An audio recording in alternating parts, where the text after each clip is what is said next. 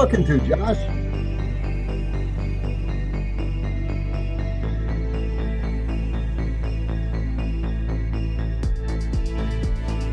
Are we going to be doing video and audio on this, or just audio?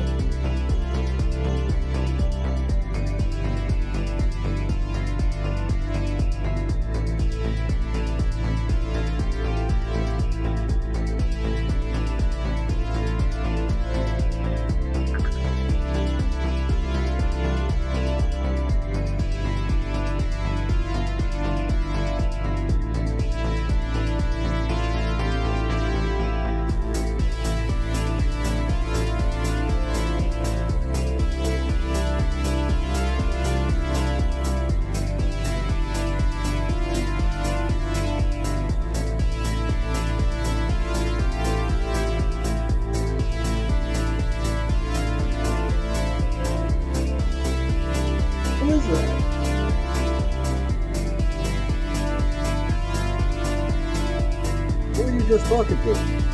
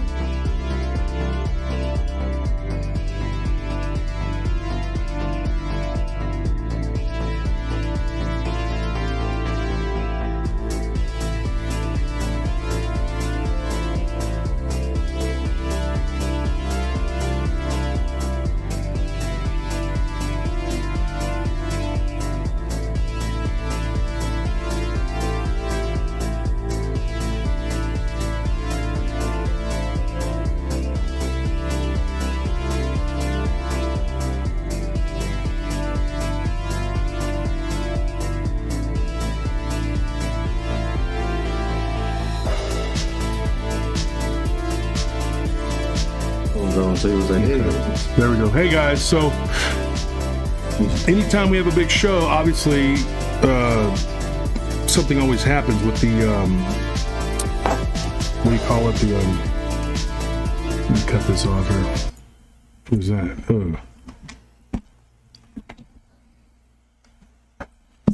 Anytime we have a show, guys, that is going to be big, you know, it seems like something always happens. Some sort of technical difficulties and stuff, so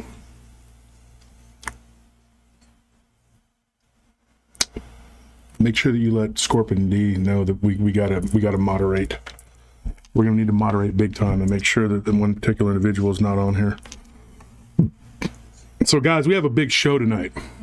And this is a prelude to we'll call this the opening salvo to the conference. This has everything to do with the conference and why we are doing the conference at the Land Between the Lakes. And some people are not happy about that. We have some people who are disgruntled, who've been angry. They've been threatening. And so we've beefed up the security to the point where I feel confident. I think everything's going to be fine.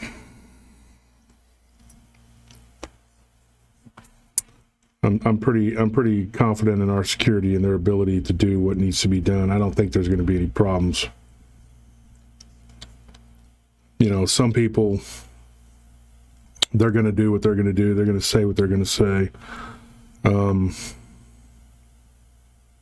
not worried about it. We dealt with an issue over this past weekend, and it was started on. Let me just get that out of the way real quick because everybody's been asking me about it. It started on Sunday, and I started getting messages from someone who's very angry, who doesn't want the conference to go on, who had a bunch of horrible negative things to say about me and everybody at the conference. And it went on for hours. And I have turned that conversation, which was pretty one-sided, a bunch of threats to me and to several people who are going to be there. Thank you for that donation. Donations are not expected, but they are accepted, and they are appreciated, especially going into the conference. So this individual said a lot of horrible things, and it was turned over to the police. And then he messaged me today telling me, oh, yeah, thanks for calling the police on me, blah, blah, blah. What'd you expect? He threatened my life like over and over again for hours. And this isn't the first time. Last time he threatened me and my wife with gun violence, and we just kind of, whatever. And there was apologies and whatever, but, you forgive, but you don't forget. And somebody says, I saw the text messages, Josh, you're lying. No, I'm not lying. So anybody who's asked me for these messages, I've given them to them. I've given them to multiple people. Somebody kick Smoking and Joking out because, yeah, this isn't a joke, Smoking and Joking. This isn't a joke. You saw the text message. You didn't see. If you saw them, okay, then you would not be saying that because this is not a joke. I sent them to about a dozen people, including law enforcement. This person, that's where they live. I'm not going to give their location out because I'm not like him. Somebody could do something to them, but don't be afraid. Okay, we have a ton of security coming on. Freaking gnat, it's always in here. There's a ton of security that's going to be there, and we've beefed it up now too. And Vault, yeah, he says no, he's not lying because I have the text to end and talk to the idiot. Yeah, and Vault was on there along with Nick Valente and Ken Gerhard, and they heard some of his threats. Okay, this person was doing this on the phone after they issued multiple threats on the messages or whatever. Whoever this guy joking, smoking, whatever. This isn't a laughing matter. Okay, this person made death threats over and over again, and I can't even read them to you because they're so vulgar. But I have them. There's 14 of them. And then he went to another person's Facebook and made a bunch of threats. So here's what we're going to do. We're going to put all that aside, and we're not going to bring it up again. We're not going to talk about it. We're just going to let this go and move on. We're going to move forward, okay? We're not going to let this person disrupt the conference, okay? All right? And also, I want to say, I don't want people to sit here and blame my guest tonight because I just got the phone with him and I don't, he says he has nothing to do with this guy doing this, and I'm going to take him at his word, okay? I have been cordial with this person, and we've been on good terms for 6 months. And I thought I was on good terms with this other person before he started this. Now, I believe this is a person who's a troublemaker, who's trying to start issues between everybody. One of the things he said was he was not being taken seriously. Well, I take you seriously now, dude. I sure do. I hope law enforcement does too. And the same thing will happen to anyone who issues threats and says they're going to do this, they're going to do that. Thank you, Juan, so much. He says, we'll see you guys at the conference. Hopes to see what happens with Roger and Jody. Afraid for my family. I'm taking, and I will be armed in case of that psycho loose around. I don't think he will be now. The police have been informed, and they know what's up. And so I had to say something. I could have just not said anything, and people could have just been like, oh, okay. And at the risk of people, losing people and having to give refunds, I had to tell the truth about this guy, because if you don't and something happens, then it's on my conscience. It's on me, because I knew. So we did beef up the security. I just hired 2 more security guys. I'm going to hire another one. And he's really good at what he does. And if they come, I don't feel like there's going to be any chance of anybody doing anything. Also, 2 or 3 of the people that are going to be there are former law enforcement. And one is a current law enforcement, and so they'll be there.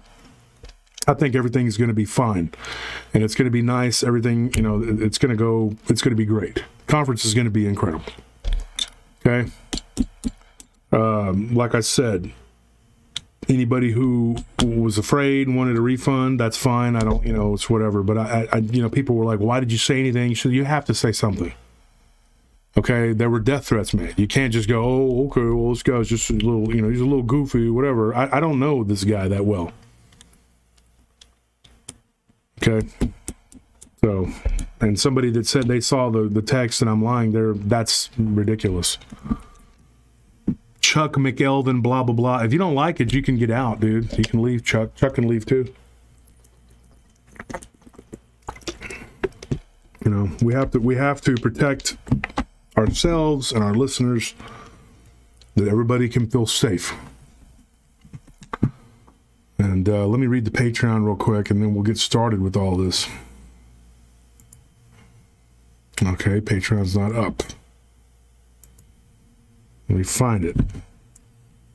There we go. Adam Jinks, Andrew, Brady Matsunaga, David Vigil, Enid Kindley, Fat Squatch, Jason Tyson, Jim Kovach, Joyce Burnett, Lauren Russo, Martin Ertel, Maynard W, Melissa, Michael Turner, Miguel Guerra, Pam Willard Wittes, Polly G, Peter Haralamos, Ricardo Ramirez, Spencer Raleigh, Stephen Bates, Stephen Rivas, Tim Bernard, Titan, Vicky Walker, Alexander Murphy, Barbara Blindy, Cassidy Lee, Charles Hamill, Cluffysaurus Rex, I believe that's Chris, Cluff, Curtis Turner, no relation, but I wish he was, he's a good guy, Sarili, David Allman, Dead Man Walking, Debbie Wolf, Deborah Patterson, Derek Tribble, Dick Richards, Gloria Smith, Graydon McKee, Guy, Helder Ortega, James Estrada, Josh and Callie Herrera, Kenny Irish, Christy, Mary Plyler, Matthew Durgo, Melissa Koyman, Mimi Piccolelli, Pauline Rome, Ricardo Herrera, Shonda Hardinger, Sonia Girding, Stephen Hall, Super Hornet 1, Susan Woodcarver, Taylor Alexandra Oric, Terry Fusler, Tim Lewis, Vulcan Death Grip, and Extreme Reality Check. Thank you guys for being who you are, being a part of what we do. Thank you for being Patreon supporters. It says here, let's see, Madeline Sepulveda. Actually, I just sent you a package, Madeline, yesterday. Thanks for your transparency and going every way to add extra security. Can't wait to see you all at the conference. Yes, the extra security is going to cost me about $1,800. So that's what happens when a lunatic acts a fool. Now we have to beef up more, so it's going to cost more money. So every bit of this is going to go to paying for that. But we did order a metal detector. We have, everything prepared, So anyways, we're going to get this going here. We're going to get this started. Sorry about the technical difficulties. It seems like the gremlins pop up every time we try to get something big happening here, a big show going on. So here's what I'm going to do. I'm going to jump right into it. If anybody wants to donate, they can, but also your patreon.com/PRT podcast. That's how you become a Patreon member. Josh Turner at PRTpodcast.com. That is my email address. Josh Turner at PRTpodcast.com. Send me your stories.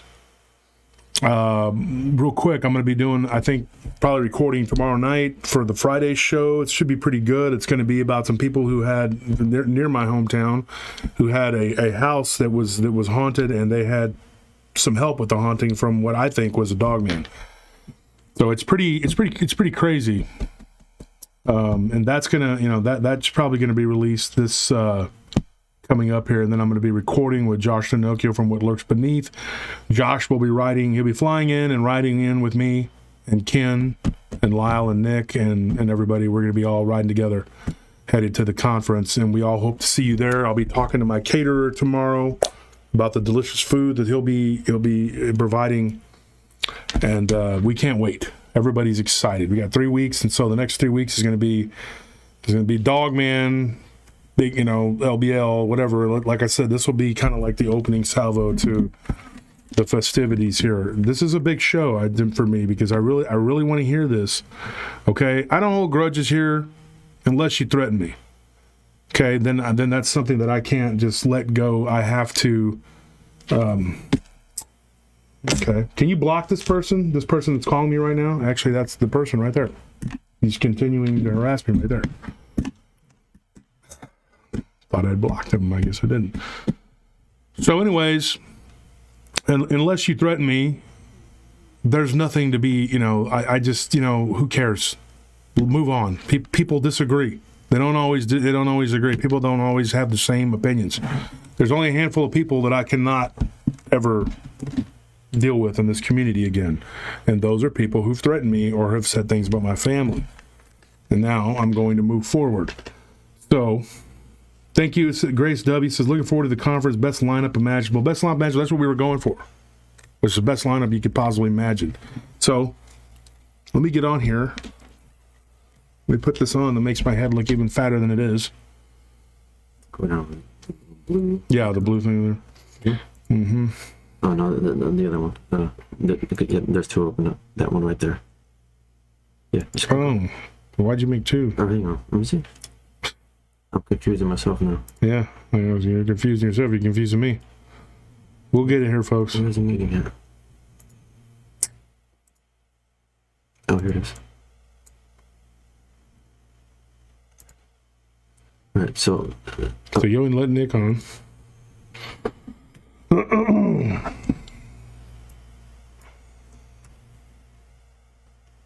right, so Nick's.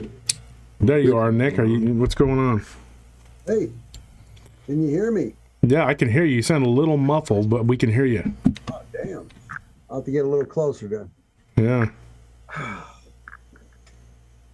Look at this guy. Got my hair sticking up like freaking alfalfa back here. That means it's clean. You took a shower. Yeah, I got my falling down glasses on. I'm the bad guy. Michelle Burns, thank you for that donation. So, you Nick, you've had your own experiences in the LBL. Oh, yeah. So what I would like to do, we're not going to talk about that tonight, but I'd like to have you and DA come on next week maybe, and you guys can discuss the stuff that went on with you guys, if DA's down for that. Oh yeah, grab a hold of DA and we can both come on. Mm-hmm. And explain to everybody who you are and who DA is. Well, I'm Nick Valente. I'm from the North American Dogman Project, Region 3, and I'm currently also the director of Region 5 and the founder of the International Dogman Project. D.A. Roberts is the director of North American Dogman Project Region 2. He's also a highly known and well-written author. I think he's got over 30-some-odd books out there now, which he writes about cryptids and stuff like that. I mean, he does the fictional stuff out there, but it's very entertaining and very, very, very well researched. I call him the Tom Clancy of cryptozoology, because he does research like no other. You wouldn't believe it. I mean, the stuff he has in there is all stuff that's been out there and in real life that's happened, the places, the dates, the times, things that have happened, the type of cryptids. So, I mean, DA is really a person to meet. So if you guys all come to the conference in Paris, Tennessee, in August 13th, actually, I'll be there on the 11th. I have to be there a little early, Josh, because I'm going to have a 14.5-hour drive. And I can't take a plane because I'm bringing equipment that the TSA just would not really want me to bring. Yeah, like Dogman finders and EVP monitors, right? Well, no, something. Yeah, okay. Well, anyway. Yeah, so, well, you know, we have to have security. I mean, and it's pretty ridiculous what's going on here. And I just, even now, the guy was like still trying to call me. I want nothing to do with this person. Namiria says, Josh, is Kumbo going to be there? No, he is not. Kumbo is not going to be at the conference. That was one of the people that this person hated too, for whatever reason. But, you know, he's not going to be there. And so anyways, what we're going to do, we're about to have this person come on. I think it's been, let's see. I think he's trying to come in, but he's not been able to. We're going to get this, you're going to get this person on here.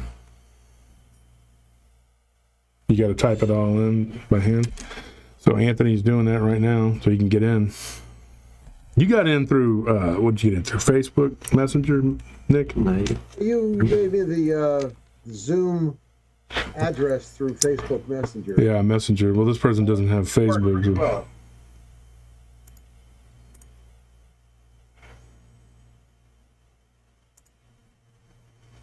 thank you, Curtis, for that. He says, please join me as a Patreon member. He says, you know you want to. Looking forward to a Team Turner picture at the conference. He says, Josh, I really can't wait. I can't wait either. I'm really, you know, and like I said, I didn't want to, I hated to have to tell people what was going on, but this is something you couldn't really, yeah, you have to say something. You can't just let people do and say whatever, you know. Yeah, everything, you definitely have to take everything seriously. And nowadays, with all the stuff that's going on, it's just, you can't. Was he able to get through? I'll tell you, I'm really excited about this. I can't wait. I wish it was this month. Yeah, I wish it was coming up. I kind of just want to get it over with. not that I'm not looking forward to it, but it's as it gets closer to time to do this, it's becoming more and more stressful. And I'm just kind of wanting it to go so we can say, hey, we can put it in the books and it'll be the memories that people make for a lifetime. Oh, it definitely will be. Everybody that goes is going to be, and I think that's going to be great. We've never done anything like this before in the Dogman community. Nobody's ever done anything like this. I think you're the only one that could actually have pulled this off. That's what everybody keeps saying. I think that it just takes somebody who people trust. I mean, that's just the bottom line. You have to be somebody that's part of it too, yeah. I mean. But I mean, having 16, and I'm including you, 16 of the biggest names in cryptozoology today at that. Yeah, and it's going to go on too, from 9 a.m. until 9 p.m. Okay, and we have not, after 7 o'clock, we don't really have an itinerary, but that's open for who wants to speak, who are on the panel if they chose to be on the panel. That's right. And if anybody wants to do a presentation, they can. You know, that's because a lot of people are going to want to hear everybody. They don't want to drive all the way from Wyoming and from California and all these different places. You know, people are coming from Wisconsin and Minnesota. Maine, yeah, and New York, and they're just, and then what? They just show up, and then they're only there for a few hours. No, that's why we had to make it bigger, you know. And you have me speaking at 7 o'clock, so I know we saved the best for last. Well, we had to move it around because DA, he posted on there that he was upset, you know, and I was like, look, you know, I really want DA to be able to speak on there, and yeah, so I think that's and I hope that he comes on next week, you and him, and y'all can talk about your experience in the LBL, because I want to do that LBL leading up to the conference, and then you'll see why Ken and I chose the LBL. And I really can't take credit for that. It was originally going to be in more Missouri or in North Texas, and then Ken said, you know what, let's do it in the LBL. So it was actually his idea. I'm not going to steal it and say it was mine. I just said, yeah, that's a great idea. Let's do it. And we did it. And so Paris, Tennessee, August 12th and 13th. Oh, yeah, we'll give you more information on something that we're going to do. We have a project. It's a big project. It's a well-known Dogman site, and we're going to be going there later on this year. So we'll give you the info on that one.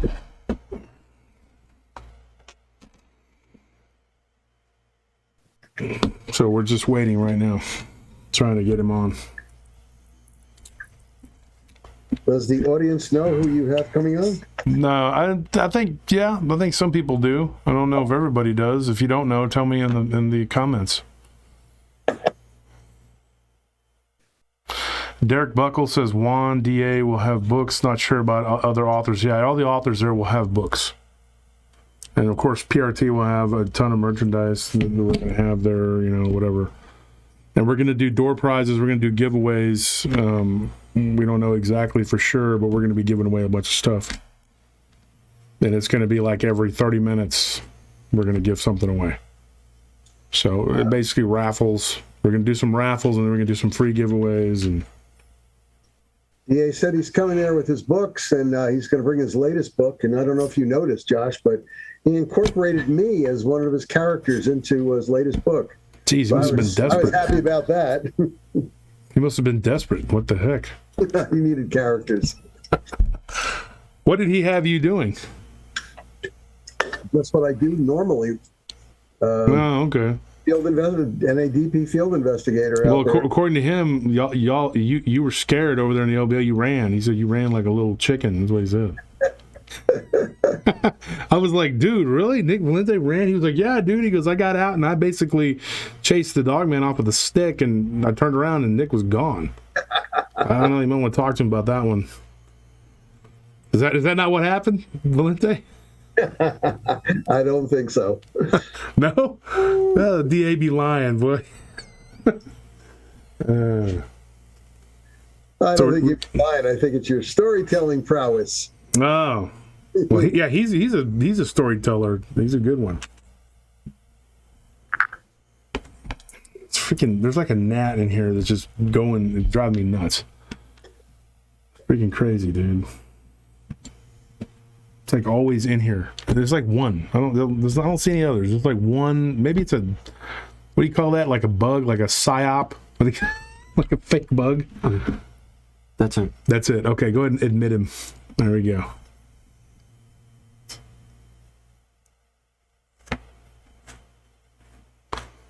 Okay. Hello, Roger. It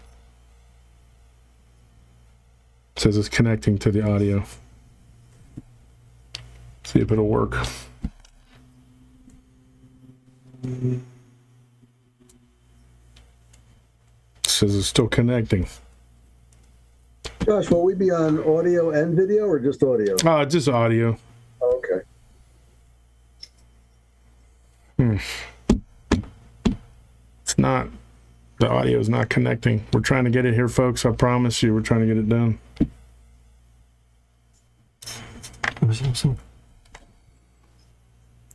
Oh, you know what? We had changed it. The year. You might have a problem. It says remaining meeting time 9 minutes 41 seconds. Yeah, I know. And it says here, go back to your date of birth, 1902. Like, wow. Is that your birth date? Nope, that's not me. So Anthony's on it right now.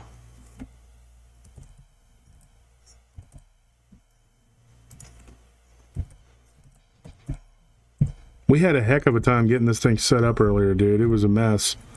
And plus I had to, I was on the phone dealing with the police. So I don't know, dude. I don't know why people have to cause so many problems. Well, some people just want to not stay on their meds. That's probably what it is.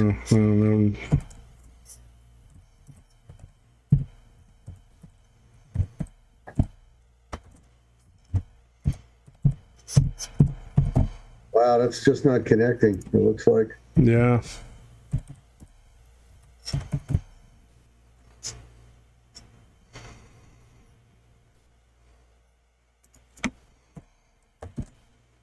There you go.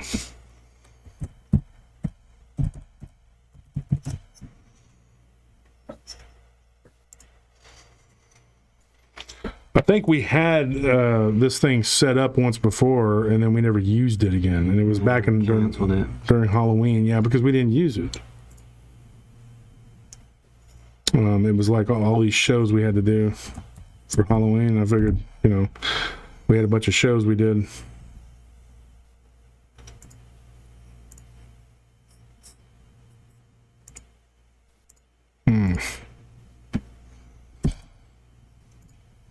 Just bear with us, folks. Was it?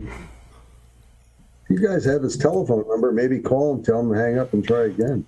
Yeah. Let me do that. Let me just see what we can do. I mean, he's in. You just can't get his audio working. So. Yeah, his audio is not working for some reason. That's the problem.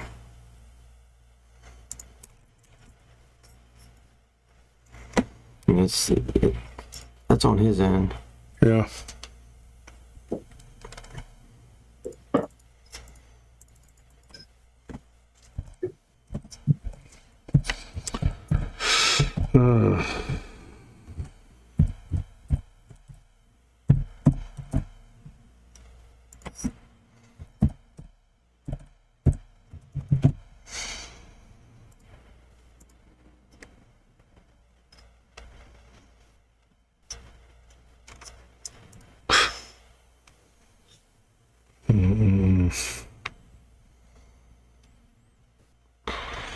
Maybe we should both hang up and connect by phone.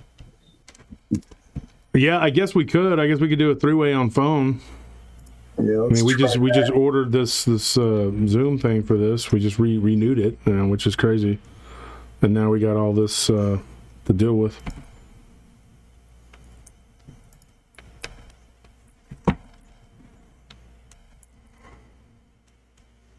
As long as everybody can hear us, when we.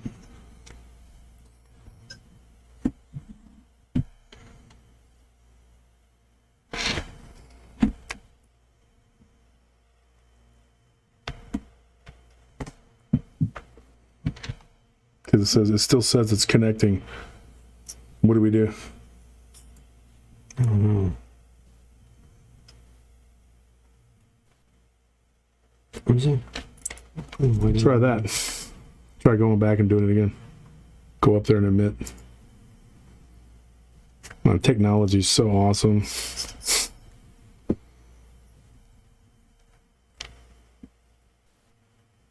Maybe he's in. Are you in, Roger?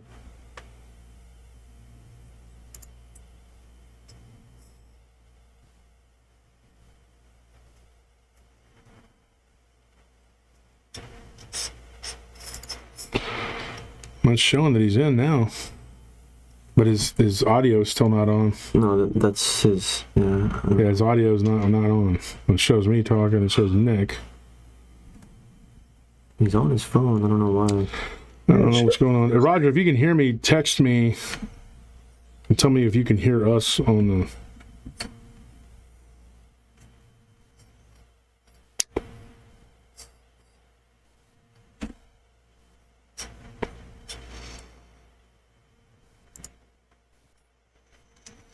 So what do we do? Oh. Nothing else. You might just have to do a speakerphone three-way call. Yeah. He said he can't hear any or see anything, but it says I'm in. I don't know.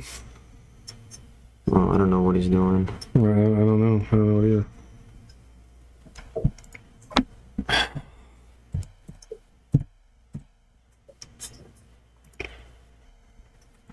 I don't know if Skype will let you.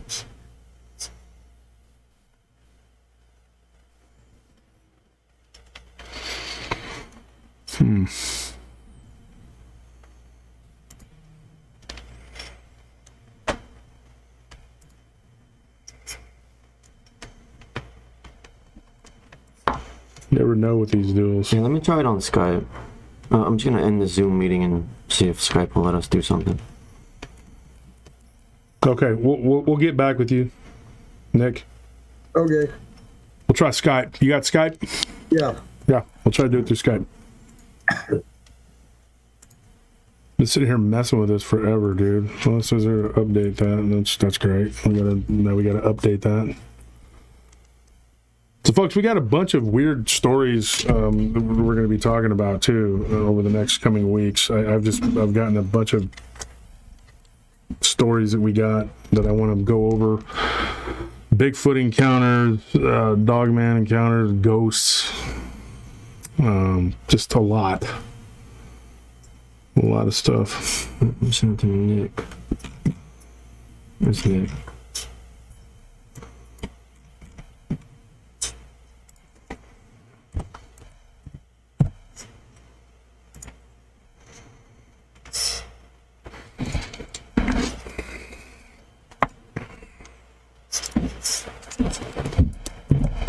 See here.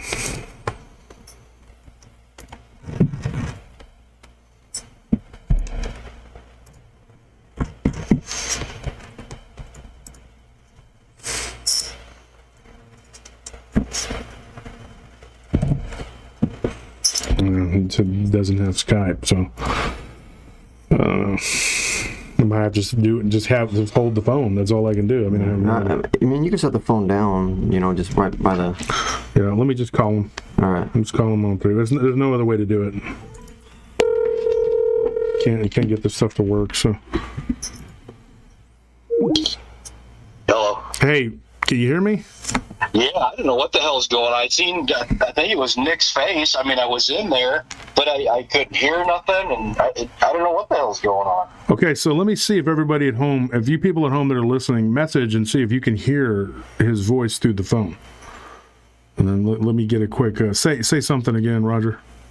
Hi, everybody. How you doing? Okay, let's see if everybody can hear you. We got 430 people here. Yeah, they can hear. Okay. All right. So let's go ahead and let's make this call. Then let's do it. Let me get this here. Don't hang up, Roger. I'm gonna put you on three-way with Nick. I'm gonna get him on here. We're just gonna do it through the good old-fashioned phone. All right. It says loud and clear. Good. We got this big old expensive microphone for something. There we go. We'll get it going here. Hey, Josh. Okay. Where there's a will, there's a way. I'm trying to get in with Skype. It's not exactly working. Yeah, that's fine. We got you merged, though. Roger, can you hear Nick? And Nick, can you hear Roger? Yeah, I heard him. Yep. Okay, guys. Yeah, Roger. Yay. Okay, it sounds kind of like we're fighter pilots or something. This is cool. It's kind of like, Top Gun or something. Roger that. You got him, Iceman? Here we go. Okay. All right, so let's get started here. Sorry about the technical difficulties, folks. This is Roger. I don't know if people remember. I'm sure you do. He made a big splash. He came on the show. I think he was first on, I think it was episode 19, but I'm not real sure 100%. And then there was episode 20, 21. It was a Cryptid Studies Institute. Let's go over real quick with you, Roger, just a quick recap. So if anybody doesn't know who you are, and if you've been living under a rock, or if in case you just new to the show, Roger, you want me to do the? You want me to tell the quick version, Roger? Or do you want to do it? Yeah, you can. You're the expert at it. I'm not. Okay. Well, no experts, but let's see here. So Roger came on the show. Roger was 15 years old. According to the story, Roger was 15 years old, because if I say Roger was, and people say, well, then there's a big argument. Look, allegedly, I have to say allegedly, whether you believe it or not, I have to say allegedly, that Roger witnessed the attacks that were famous. Jan Thompson, that was somebody that had talked about it. Barton Nunley did a bunch of research on it. Jody Cook did a bunch of research on it, and there's this big argument in the community about whether it's real or not real, but we've been told over and over again that there were attacks. Roger came forward as a witness that said he was there, and there was a family that he was with. Okay, they weren't his family, but they were Amish, and they were attacked by these creatures. Now, Roger, you said there were 2 of them, right? Yeah, like I said, I only seen one. And there's been a lot of debate out there. People said, well, the other one could have been a Sasquatch or something like that. But I highly doubt it. But I did only see one, but there was another one that did come through the back window of the motorhome, yes. And so you came forward and you said, this is what happened. And since then, it's been a galvanizing issue. A lot of people say, oh, this guy's not telling the truth, this guy's telling the truth, and there's just been a huge, people going back and forth both ways. If I ever try to lean one way or the other, I get attacked. Okay, and it's been happening since this whole thing broke. Okay, and then we've had our issues. I've had issues with both parties who were involved in the argument that day, because it devolved into an argument, and I've been accused of being on one side or the other. I'm here to tell you right now, folks, I am unbiased. I am not on anybody's side. Okay, what I'm trying to do is let this man tell his story.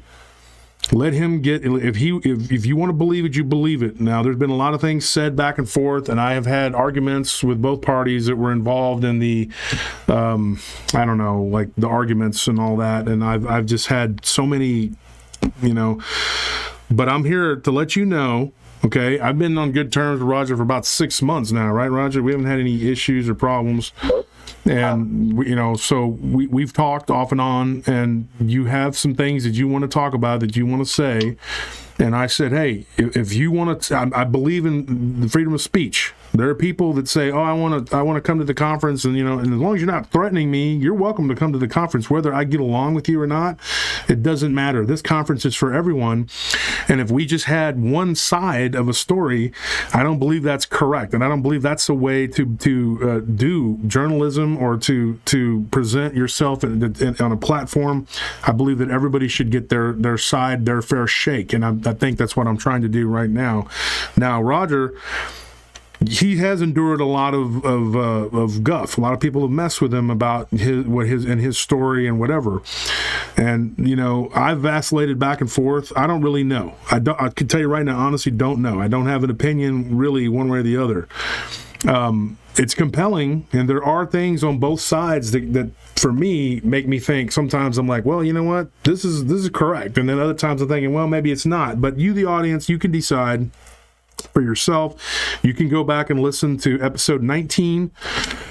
I think it went on to episode 20. I believe 20 is when you and Nick, I think y'all two were on together, and Nick, kind of cross-examined you, and you both, it was cordial. There were no issues. Now, episode 19 is when the big blow up happened, and that wasn't you, Roger. You kept your cool, okay? And some people wouldn't under those kind of conditions, But here's the deal. Okay, the guys on the show, please keep your comments respectful. I don't want anybody saying anything. We're not going to talk about all this junk that's been going on the last couple of days. This has nothing to do with this. We're talking about the LBL. Roger's going to give his information that he's got. Okay, he was a 15-year-old who was there in the LBL who got attacked. That's the alleged story that is what he told on our show. Thank you for coming on and telling that story, Roger. Thank you, Nick, for coming on and cross-examining him and everything else that went on. I apologize to anybody who feels offended, or if you don't believe it, that's on you. You have to deal with it yourself. But I would be amiss if I didn't, give both sides and let him say what he's got to say, and then someone can come and they can ask the questions that people want to know, like, well, why is it this way? Why is it that way? And we will have someone else that will come on after about 30 minutes, and they'll say their piece too. But right now, it's just Nick and Roger, and me and Nick are just going to listen to you, Roger, and you're going to give your information. Now, you can start wherever you want. You can start from toward the beginning, or you can start from the middle and just kind of go jump around. But I'm going to give you the floor now, okay, to say what you need to say about what happened. Right. Well, first off, I'd like to know if I could go ahead and thank Alan with the Smoking and Joking podcast. He's a good guy. He's got a podcast that helps veterans and ones that may need some mental help. They need somebody to talk to. Go check him out. He's a real good guy, and I got to know him. And it's for a good cause. So again, that's Smoking and Joking podcast. I think he was on here earlier saying that about the text or something, but whatever. Yeah, good guy. He's actually the one that did my, my podcast for me, or my, video that I'd done. But the first thing I'd like to say is, in the very beginning, I have never once ever have said I'm trying to prove what happened. That's off the table for me. It's non-negotiable. I'm not going to argue with people, and that's why I don't. That's why a lot of people get mad. I'm not out trying to prove this happened. It happened. That's it. What my main goal has been, and always has been from day one, is getting justice for the family, finding out what happened to them, where they're at. We actually are getting a little bit closer. It seems like every week, every month, there's something else that trails in, and things that kind of went awry. We found one lead that didn't work out so well, but a lot of people have come forward to help out, and a lot of them, that's another thing. There's so many people that claim to be in law enforcement, and, they're ex this or former this, and they've heard this and that. But there's been a lot of former law enforcement people that have come forward and said, yeah, you know what? I heard about this on the radio or on the TV. It was just a short little gidget about it. Then heard nothing more about it. But they've all said the same thing. They do remember hearing about a juvenile boy or a survivor of that attack. So the proof is out there, and if anybody listened to my other not podcast, but my cheesy little channel, like I call it, my videos, I had Sissy on, and her stepbrother's best friend at the time was actually stationed at Fort Campbell, and I talked to him over the phone personally, and well, I don't know how much information I should give out about this, but he was the driver of the vehicle that picked up the motorhome and the tow vehicle and took it to the northern impact area. And I never knew anything about this. That's why I'm releasing it now. The northern impact area of Fort Campbell. Well, Chuck had done some research for me and found out the northern impact area is what we think to be like where they do testing of like field artillery, things like that. So that's where the motorhome was taken. That's a real place. Just things like that that have come to light, and I think I know what one of the questions is going to be from one of the other people that might come on. Is about Walt and the DNA of these things. Why didn't I say something about this before? And if you go back to the originals, my original interviews, I stated right then and there, I said there's certain things I'm not going to release, so I have basically an ace up my sleeve. So if these people come out and claim they were there, or they knew somebody that were there, they had a uncle, great uncle's dad, sister, brother-in-law that was there, I can prove them wrong. So that's my big thing now. The DNA of these creatures and why they were developed. First of all, they were developed. They were experimental hybrid, and they were developed specifically for street fighting, house-to-house fighting, urban combat, in other words. So that the normal, boots on the ground soldier, Marine, whatever, wouldn't have to perish in these streets, these house-to-house fighting or this urban fighting. Did they know something that we don't or didn't? I mean, could this still happen? I mean, why were they breeding these things for house-to-house fighting like this, or urban fighting? Yeah. They've had to have known. Okay, now and I'm not saying that there isn't other breeds of Dogman or whatever, and I don't know. I just don't know that for a fact. But I know these specifically were not designed to be harmful to humans. They weren't. They weren't bred to be to cause carnage on humans. This was a bad situation. We were in the wrong place at the wrong time. these things were being tweaked behind certain people's backs that they didn't know about, and they should have. And they were released at that particular April 7th, 1982. They were released out there for training. Some people think, well, with the military, they know who's out there before, they let these things loose or whatever. I don't believe that. I don't think they knew. So that's it. We were in the wrong place at the wrong time. But the DNA of these things was human, and the other part was an extinct dog. And I'm going to try not to butcher it. I mean, I have the name imprinted in my mind, but I still can't pronounce it. It's Alaunt. It's Alaunt. Now, Walt told me that those were the two things. Now, I know there's a third strand there, but he never admitted it to me. So that's the only thing I can say that Walt wasn't honest with me about. So there is a third strand, and I have no idea what that would be. Well, Roger, do us a favor. Explain who Walt is, because that's important for people who may not know. Sure. Walt's the gentleman that originally picked me up from the farmhouse and took me back to the scene. And yes, people, he took me back to the scene. And I'm going to put this in here, even though it's like beating a dead horse. There was absolutely no local law enforcement. There was no state police. There was nothing like that. No conservation, DNR, or whoever run the LBL there at the time. None of that. There was absolutely none. It was all these gentlemen from this branch agency of the government. But Walt was the one that took me under his wing, literally. This man had his arm around me the whole time, and I've told several people this. There was just something about him. When he put his arm around me, it was gone. There was nothing. My fear was absolutely diminished. None. I wasn't scared of shit.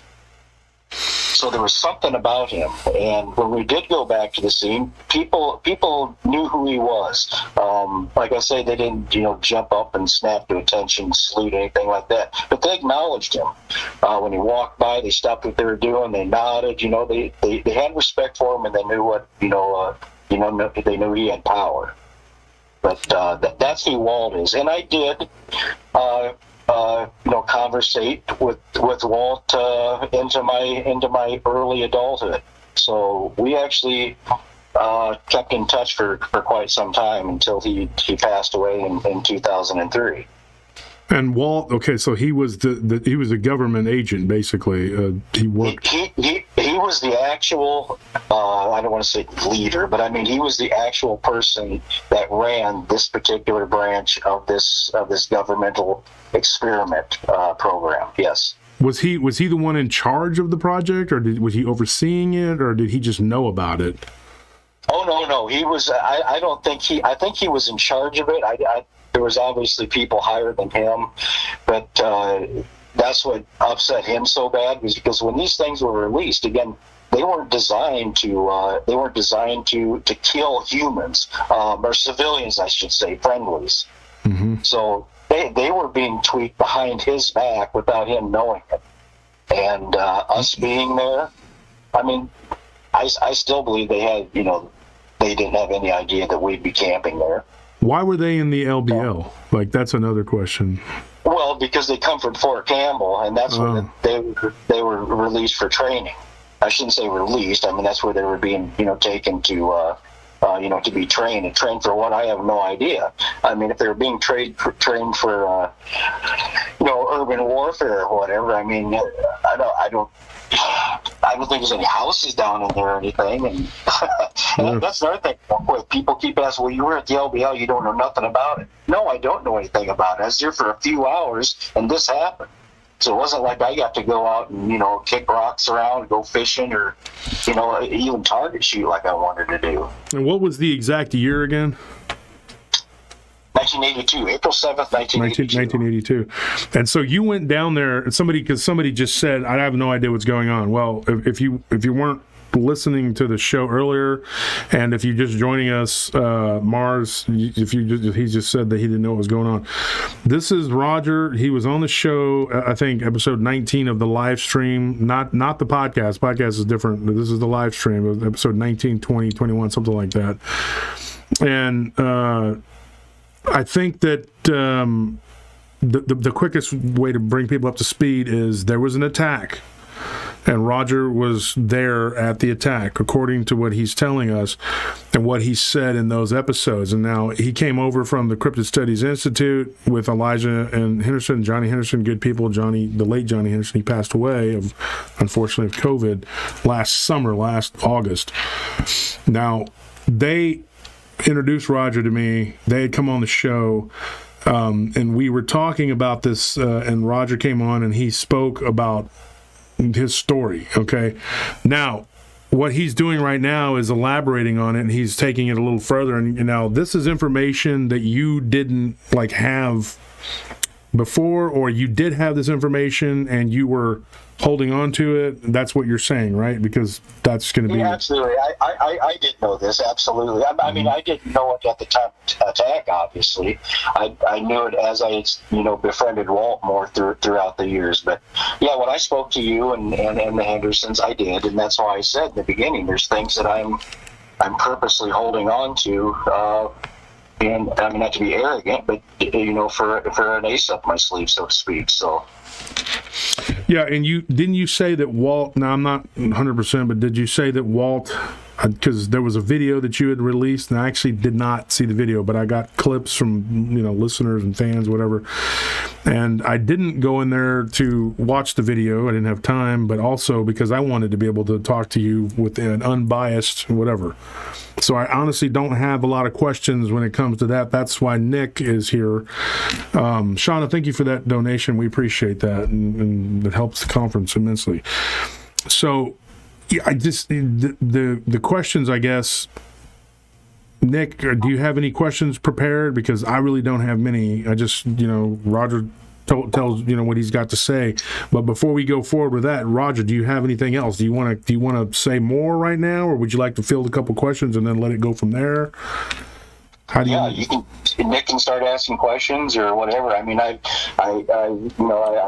basically told everything, my story, and everybody knows it. And if they believe it, great. If they don't, I totally understand. And I'm not going to judge people for their opinions. We shouldn't be, judging people. So. That's it. So, Nick, do you have something that you wanted to ask? I don't know, Josh. This one took me by surprise. Roger's information there, because I have been connected with the government for a long, long time, a little bit over 27 years, and since I've been into cryptozoology, I've always asked the questions, and I have a lot of friends in the government, and I have to make a statement. And my statement is that a Dogman, at least the one I saw, is a very powerful looking cryptid. They are an apex predator. And this is what I guess Roger saw down there in LBL. And from what information I have, and I have quite a bit of information because I've been very curious, and I called in some favors, and over the years, a Dogman being created by the U.S. government as a soldier or a soldier substitute, or to be used in a time of war, is not something the U.S. government is involved in. You got to really think about it, because a Dogman being an apex predator that large and that powerful, you have a collar on him, or you have some kind of a control in his brain, trying to control a being that powerful, will think 24/7, 24 hours a day, how to get away from you. So, I mean, that is just, I'm sorry, in my mind, that's just something off the books. And like you said, Roger, yeah, we can believe or not believe you, what you said, but that's something I totally disagree with you on, because I've researched that very fact. I had that thought many years ago, and I'm sorry, I just can't agree with you on that at all. Well, and what Roger, hold on real quick, I want to say something. What you're saying, though, is this is what Walt told you, right?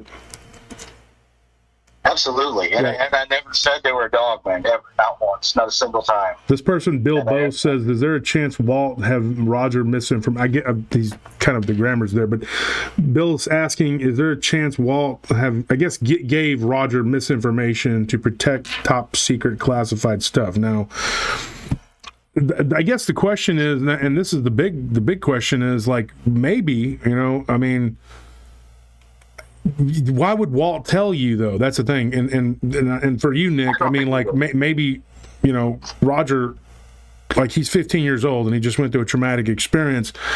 I can't see them telling you this when you were a kid, but as you got older, though, you're saying you kept in contact with this gentleman, and over the years he released this information to you. That's what you're saying, right? That's what I'm saying. It's 100% correct. Okay. When exactly was it that he told you the information? I mean, if you remember. I mean, if you don't remember, that's fine. But if you remember, I don't remember it exactly. Yeah, it would have been in the late 90s. Yeah. Well, somebody here says lactose and intolerant. Okay, this name is weird, but lactose and intolerance is genetic power to create an animal like that doesn't exist. And it says if it did, we would have our very own Jurassic Park. Dogman is something simply else, paranormal. I agree, but I also disagree with your comment, lactose. Because I do believe that the government has the ability to do it. Now, whether they did do it or not doesn't, you know. It'd be naive, Nick, to think, and I'm sure you have all the credentials you say you have, but it would be so naive to think that you know everything that's going on in the government. It's impossible. Absolutely impossible. And back again, I've never said it was a dog man. 100% never said. No, Roger. I don't claim to know everything that goes on in the government. However, like I just stated, a creature that powerful to be able to control it, negative. I'm sorry, it would be thinking 24/7 how to get away from you. Prove that, Nick. Prove that. Well, you prove it to me then. You prove it. I could ask you the same question. Well, exactly. We can go around like a bunch of little third graders. So you can't prove it. Just like I can't prove that. You can't prove that either. So I mean, that statement's invalid.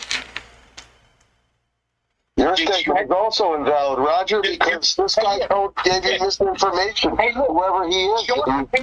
Show us the picture of the dog man you see him, but next to a stop sign chewing on something.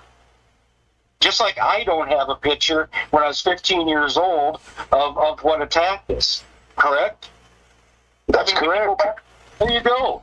So I am saying didn't happen. That incident you claimed happened didn't happen, Nick.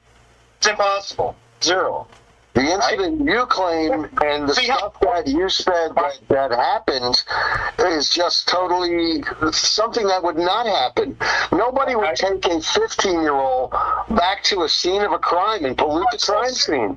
Okay, I'm so sick of hearing that. How do you know that? How do you know that? How do I know that? How do I know that? From investigating hundreds of crime scenes. Hey, tell me how long you were in this specific branch of the government. This specific branch of the government.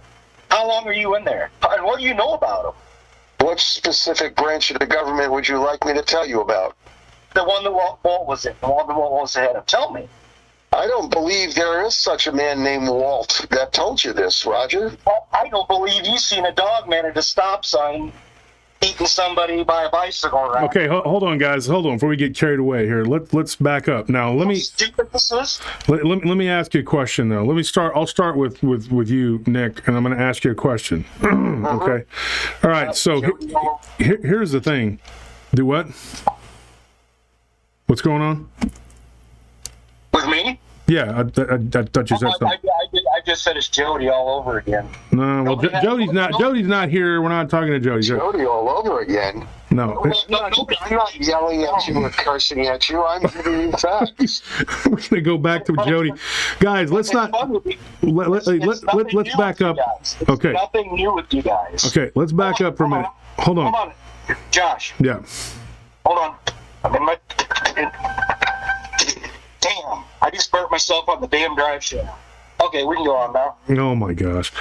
Okay, so here, look, let's back up a minute, guys. All right, let's try to stay cordial. Let's not argue. Let's not fight. No, we can argue because that's what we're going to debate all day. But I will say this, Nick.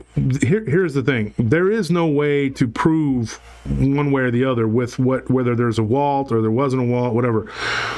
That I can say, like that. There's just no way. You can't. There's nothing we can say or do.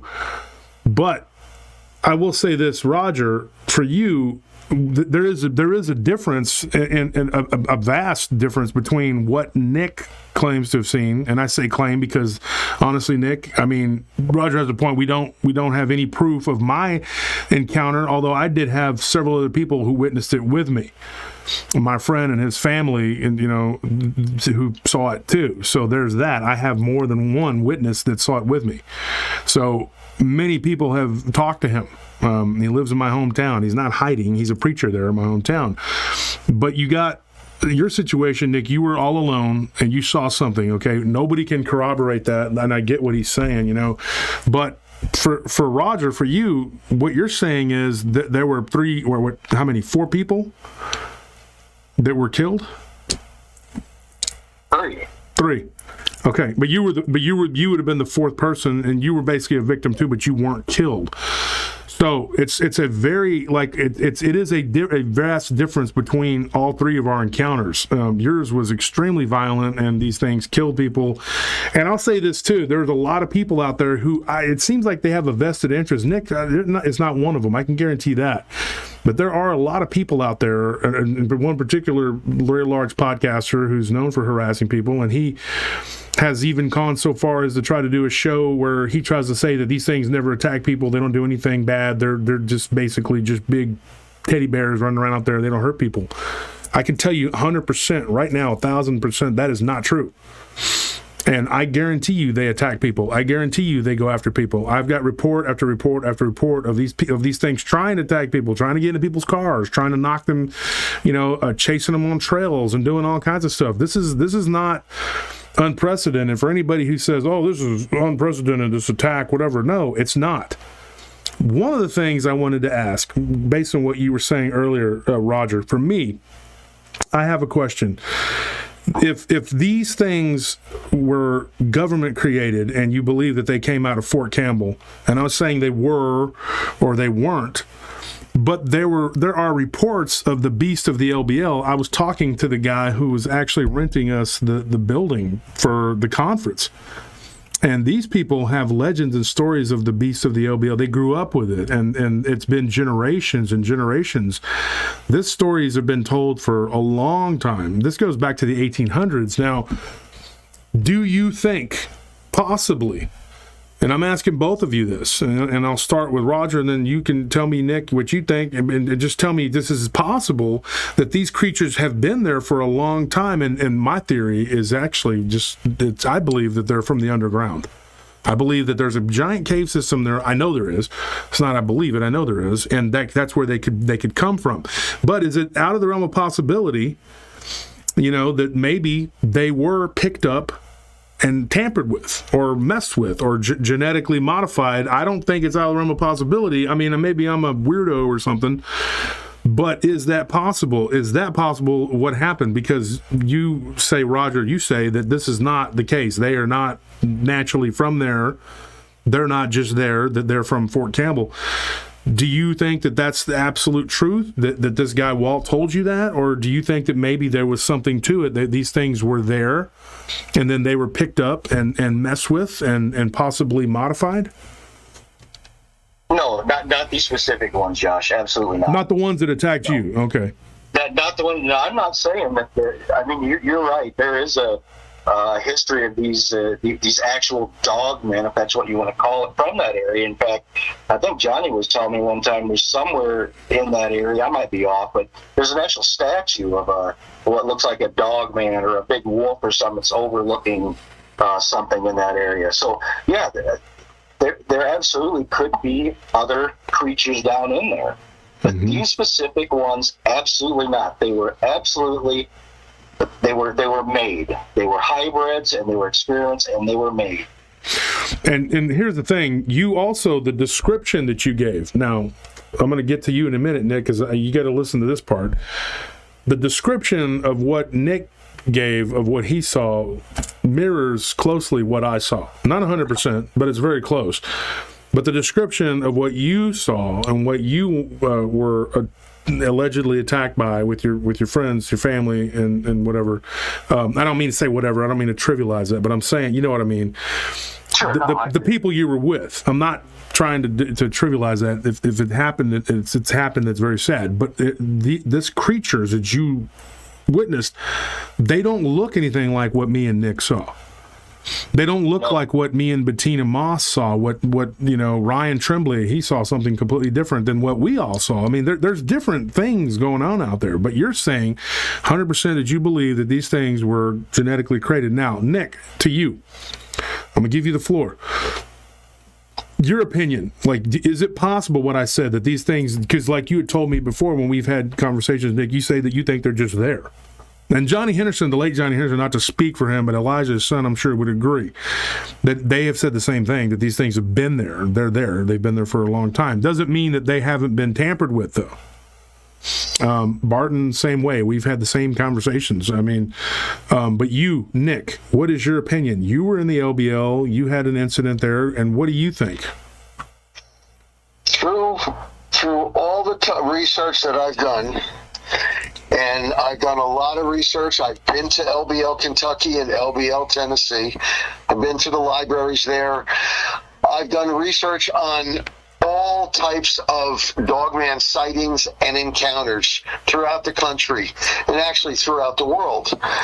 Now, these Dogmen have been seen in the United States as far back as the late 1700s by loggers. And up in the Michigan area, in the Minnesota area. So, I mean, they're nothing new. And all the research that I've done and the people I've spoken to, and I'll specify in Kentucky and in Tennessee, and more so in Tennessee, because in Kentucky they really don't like to talk about it very much.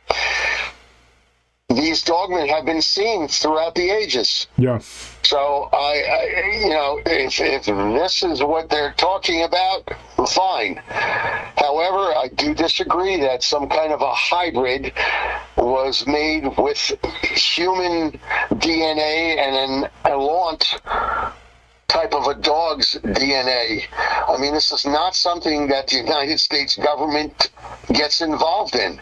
We're not talking about communist China where everything is on the table and anything goes. It's just totally far-fetched as far as I'm concerned. But yeah, there have been Dogmen in LBL Tennessee and Dogmen in LBL Kentucky, yes. Okay. Well, and see, when somebody said here, guys, Kirk Hutchins says, seems to be getting off track. Roger's deal is that he claims to have witnessed the LBL attack. And in capital letters, he says, not that he knows where these things come from. Stick with that. The other stuff is hearsay. Kirk, actually, everything is hearsay. My story is hearsay. I mean, even if you went and you interviewed the guy that I was hanging out with that night, my best friend, if you interviewed his family, we don't have pictures of these things. You can go and say, hey, they talked to the police, and the police can. There was one cop who very much said these things had been seen before. This wasn't the first time, and it wasn't the last time. I had two of my guards and my friend Scorpion. When we were at the barbecue cook-off in my hometown, and this particular cop, he said, dude, y'all weren't the last people to see it, and you weren't the first. He said that. I mean, he was retiring. He retired. I guess he'd been about a year retired at that time, and he's now deceased. But he said it in front of 4 people when I was one of them. And let me tell you something.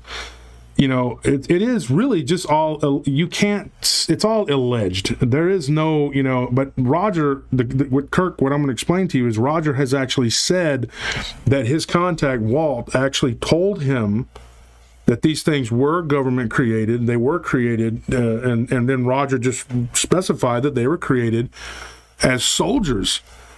Now, Nick, I'm going to say something, and please, don't take this the wrong way, but I personally, I'm not saying I believe Roger's story. because I don't know one way or the other. I really don't. I can't say anybody's story with 100% is correct. But I will say this, Nick. I do believe that if our government wanted to, they could do things. And I'm not of the opinion that they're innocent and they just don't. But I don't voice it because it's a government, you know, and it's kind of don't want to get too far down the rabbit hole with that. Yeah, but I you know, and as far as China and all these other countries, and you know, you could talk about a million different countries doing all kinds of nefarious things. I don't think that our country is innocent in any way as far as like doing things. I mean, it could be, you know.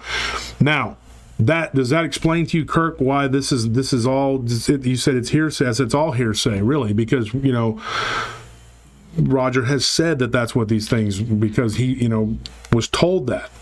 And he says he believes that that's what they are. So earlier, somebody had said in the chat, too, that the impetus is on the person that's making the claims. Well, in this particular situation here, Roger is the person that's making the claims. You, as the listener at home, you can listen and you can believe if you want to believe. You can choose to not believe. The questions are all very good here. Lactose again, he says, if anything, they are altered by behavioral tampering, but to be created out of a test tube like we see in the movies just can't happen. What do you think to that, Roger? Boy, I can't intelligently answer that, I guess. Test tube. I don't know. I have no idea. I can't answer that question. And what about this one? It says, Casey Foster says, I think anyone is a fool to think they know the government and intent. The government is the most evil of all. I'm not going to say the government is the most evil of all, but I mean, that statement is correct. I don't, as far as like, you know, what this person says, if anything, they're altered by behavioral tampering. Obviously, Roger has already stated that. It says, but to be created out of a test tube like we see in the movies just can't happen. There's a lot of things that can be created out of a test tube. I don't know. And then Casey's, you know, says, I think it's a fool. I agree with Casey's comment there about we'd be a fool not to think, you know, whatever. And it says here, it just says, Nick and Jody put all this time and effort in their version of the LBL. If someone comes forward and says, here's the real story, then it makes that effort and time wasted. You need to be open-minded. So what does that mean? I'm kind of not real sure about that one. I don't know what it means, but I want to put something else out there. If such a project could actually happen, do people not feel that Russia and communist China could have done such a thing themselves?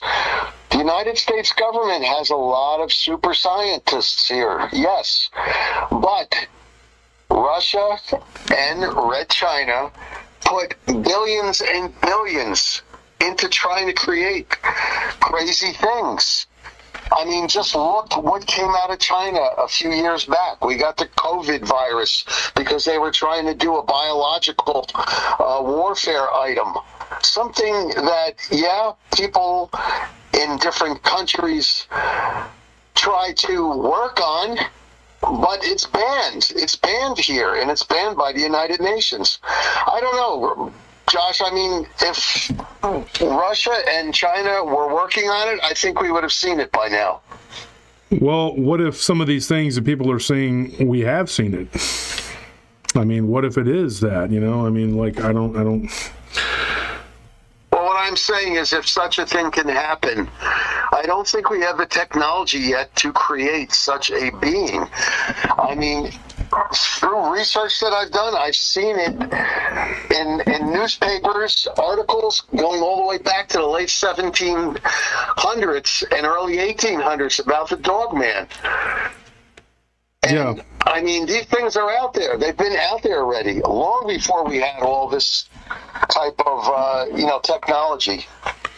And so, Roger, let me ask you a question. Do you believe that there is more than one thing going on? Like, we know what you claim happened to you, but do you think that there's more than just like the one I saw looked completely different than yours? What do you think that was? I mean, in your opinion. I obviously don't know. I can't comment on what you saw, but I believe there's. I have to have an open mind too. I mean, I'd be stupid to say, hey, my story is true and yours isn't. So yeah, 100%. I believe there's other things out there, and kind of to go up with what Nick was saying, you know, these super scientists and stuff. I mean, don't you think we'd see it by now? Absolutely not. And that's all we can do, Nick, is what you've been doing, you know, tirelessly, and everybody else in the research community is research. That's it. That's all. That's the only thing we can do is read and study until we can walk through the door of those laboratories, see with our own eyes what's going on. Then we can confirm it. But and this is no disrespect to you. I'm just using this as a reference, Nick. You can have 75 years of research under your belt. But that's all it is just reading books and listening to what other people say and talking with other researchers. It's not walking through the door and seeing these things being made. So we're all in the dark. We're all in the dark. All right, well, not to get off subject, but I got a statement to make for you, Roger, and then a question at the end of the statement. Hold that for just one, Nick. Hold that for just 1 second. I want to thank the people because Neurot, and this can be for both of y'all. Hold that for just a second, Nick. Neurot says, which government created the creatures Alexander the Great battled against and captured? What was Enkidu? No one knows. Don't be foolhardy. Thank you for that donation. Then we have Corley Cantor who says, 1983, Carrie Mullis discovered PCR process polymerase chain reaction. Okay, is a quick and easy way to create unlimited copies of DNA. Before 1983, they could not copy or manipulate DNA, so that became the ability to do it in 1983. And then Big Riot J County says, come on now, the CIA admitted MK Ultra was because Russia was doing the same thing. To think we don't do what they do is a bit naive. And then the last one, Neurot says, we have to trust science in quotations a lot. Let's face it, none of us would ever even attempt to breed a dog and a monkey or any equivalent. Open your mind. Okay, and yeah, so anyway, that's differing opinions, differing views. Everybody, it's a galvanizing subject, folks. So anyway, Nick, I'm sorry for being rude. I was just trying to read that. No problem. Go ahead and say whatever it is that you're going to say. All right, Roger, if you would just bear with me, I've been watching some of the old Paranormal Round Table shows, and I've been listening to some of your shows, and I had a statement to make first. Nick, you're breaking up. I can't hear him. Yeah, Nick's breaking up real bad. Hold on, Nick. Nick, speak again. Okay, hold on. Yeah, and just go ahead and repeat that because it was like. All right, I'm sorry. Yeah, go ahead. Roger, I just have a statement. I got a statement to make, and then a couple questions at the end of the day. I've been looking at some of the old Paranormal Round Table shows that you and I were on, and you were on, and I've been listening to some of your shows, and I just have a statement. Okay, like when you first came out with your story from LBL, you said that you had no idea what these things were that attacked you. You said you wondered if it could have been a man in a costume, possibly. You also said that you had never heard of a Dogman. You claimed to know nothing at all, about cryptids. Later on, you also said, when you finally asked your mother about it, that you were surprised to learn that Walt kept in contact with her, checking on her once a year until the year that he died, which was right around 2002. But according to your question and answer video, Walt was really keeping in touch with you, not your mother so much. As you came to be good friends, time went on, you said he told you exactly what these things were that attacked you. He said genetically engineered hybrid creatures created by the government, and you said that he even told you, that the DNA was a mix of the human and an extinct dog called an Alaunt, which was bred for urban warfare. Hold on real quick, Nick.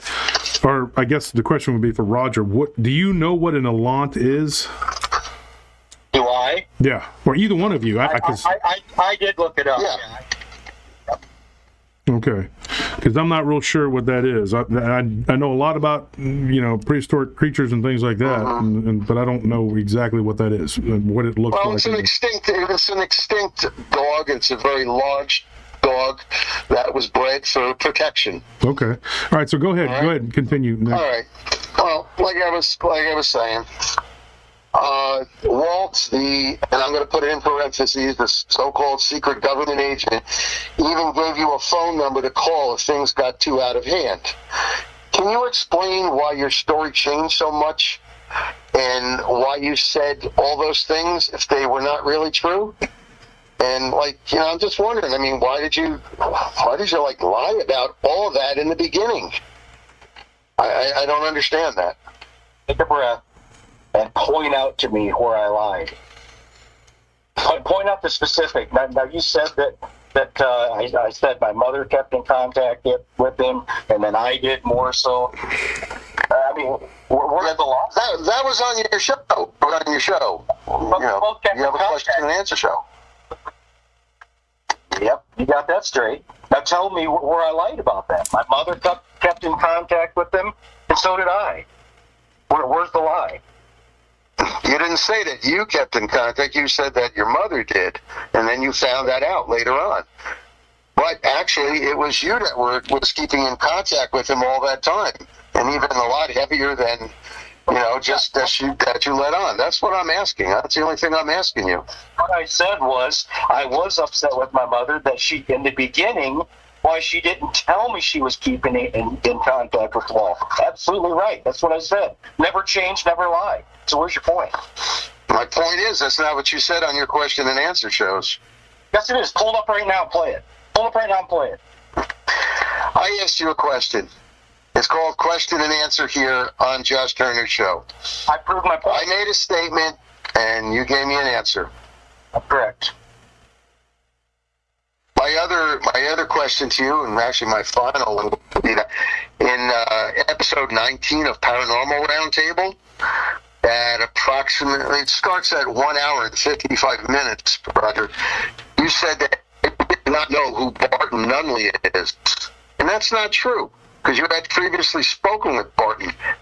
I mean, you could hear you saying this on episode 19 at about 1:55 minutes. Why would you deny that when you have spoken to the man before that? I didn't know I did. And if I'm wrong, I'm wrong. Play it, and if I'm wrong, I'm wrong. I'll admit it. I don't know if I didn't know him before that or know him well or know Barton as I do now. But if I'm wrong, I'm wrong. Play it, and I'll own up to it. I don't have to play it. You can play it yourself. I just gave you 1 hour and 55 minutes. You can go through it. Absolutely. I'm on a telephone to punch you. I'm asking you a question. That's all.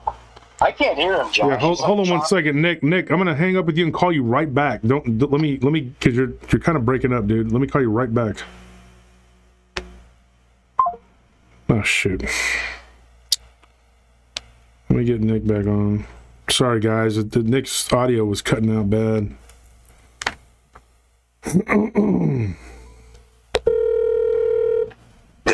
Okay, let me get Roger back on there because you were cutting out real bad. All right, let me get back on it.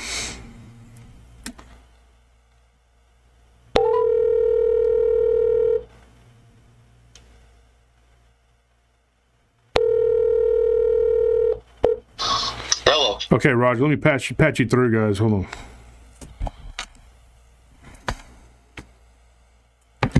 Okay, so let me start off with this. Nick, speak so we can know that we can understand you or hear you. Yeah, I can hear you now. Okay, you sound good. I actually hear both of you before. Right now, that was wrong on my end. Yeah, your audio kind of, sometimes when we talk too, your audio kind of goes out, and sometimes yours too, Roger, but not as bad as Nick's. Okay. I think it's that New Jersey pollution up there, Nick. It's messing up your phone. Oh, so Nick. But let me ask you a question. Okay, so you went back and you listened to episode 19. I mean, and now let's make this clear. That's of the live stream. If you go to YouTube, that's the live stream. If you're on YouTube, there's the live stream, and then there's the podcast. So don't get them confused. Right. So you went back to episode 19, and when you said it's at 1 minute and 55 seconds, right? That's where it starts, yeah. Okay, because I have listeners. If anybody's listening or whatever, because I got fans that can quote this show. If there's anybody on there listening, hold on one second. Let me text somebody who might be able to look at that real quick. Because a minute now, that's kind of important, and I'll tell you why. If he says he didn't know Barton, the reason that would be important, and I guess the main reason would be having talked to Barton. Barton had said that you and Johnny had met prior to y'all coming on the show. That's correct, yeah. Yeah, so that would be, I mean, it doesn't prove your story for the Dogman thing one way or the other, but that is an inaccuracy. So. Oh, absolutely. And I guess I would take it, do I know Barton Nunley? No, I don't know Barton Nunley. At that particular time, I've never met the man personally, shook his hand, anything like that. Yeah. Talked to him on the phone? Sure, absolutely. Well, okay. Let me see here. I'm waiting because this person will message me back. Hopefully, when they message me back, I can't say 100%, but usually, I got super fans that just everything they, where's Chris Clough at, man, or Phil Stern? Those guys. I mean, there's like Curtis. I don't know if you're in here in the chat, but they can go back and they'll quote it. I just need somebody that can do it. Corley Canner says, so before 1983, the only way we could create such creatures would be through breeding techniques. We would not have been able to splice DNA of an extinct species. I'm not saying Roger is lying, just I don't know. I'll say something about that, Corley. And this is not taking sides or anything, but I think that our technology, as far as what we know and what we're told, is always ahead of what we know and we're told. If they're giving us an iPhone 12, they got stuff that they can use to communicate with. They're on iPhone 18, and that's my opinion. And then I'm not taking sides here, like I said, and I'm not discounting what you're saying, Corley. But as the official record, yes, 1983. If you were to go and read like a Scientific American magazine or Discover or something, they're going to say, yeah, that's the official line. But is that what our government really knew or didn't know? I mean, you can't. It's hard to say. So I just that's not really something that I can. I don't know. And I don't want to sit here and say, hey, like this is the gospel, because none of us really know. But I'm waiting to hear back from this individual. While we're doing that, I'm going to call someone else real quick. I'm going to put him on, and this person is not a one side or the other. He's just somebody that can help us with the dog thing. Hold on one second, guys.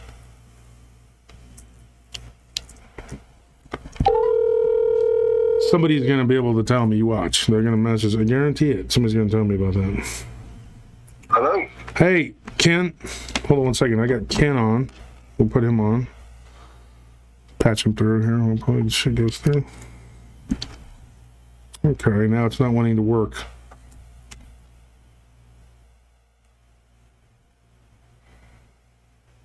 Ken, are you there? Might have to get my. Hey, Anthony, I got a question. Now we're talking about all this stuff, and then they're not wanting to let us go through. Hold on. Are you guys there? Oh man. And now my phone is. What the heck? My phone is froze up, folks. This is crazy. I don't know if you guys can hear me. And my phone just froze up, dude.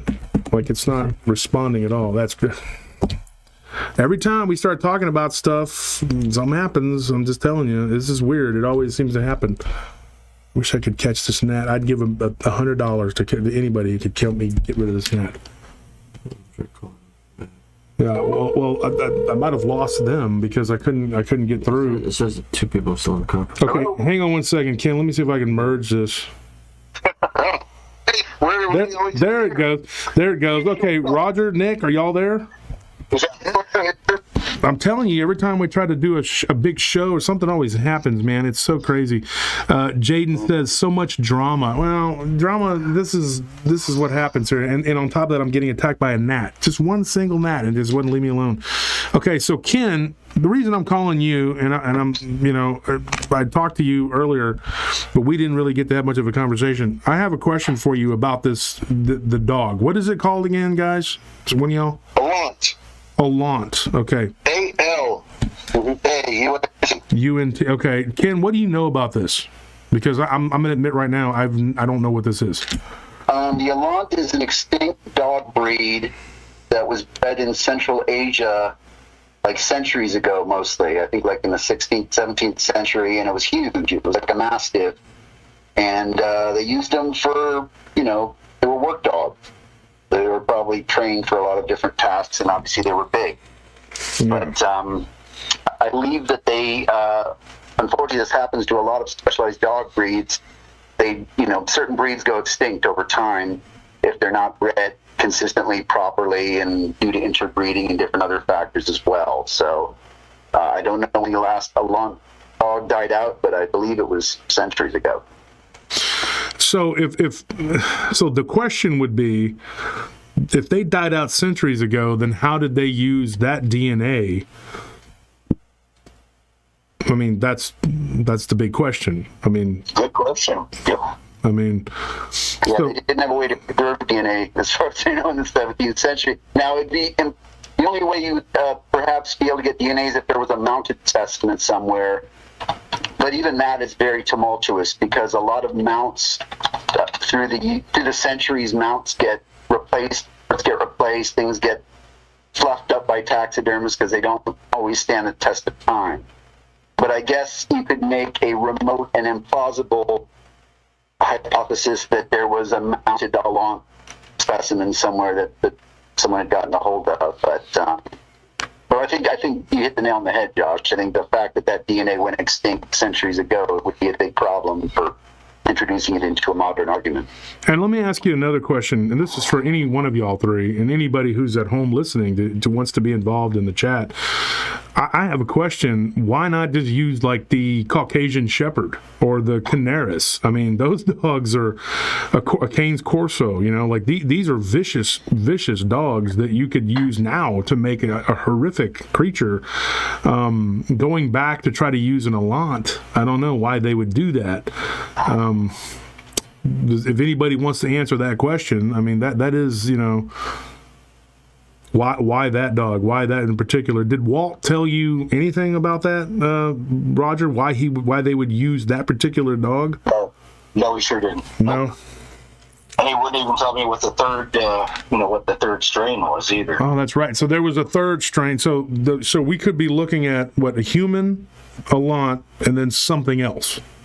But good point. I mean, you made a good point. I mean, if these things came back from the 15th century or whatever, why?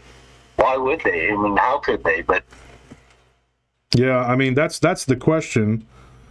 I mean, it's like, why, you know, I guess if it was me, and let's say I was a mad scientist and I wanted to create a creature that could terrorize people and use them as soldiers and whatever else, Ken, you saying that it was a work dog, that you got one of the boxes checked off, but you would also have to have something that would be completely subservient and you would be able to control it.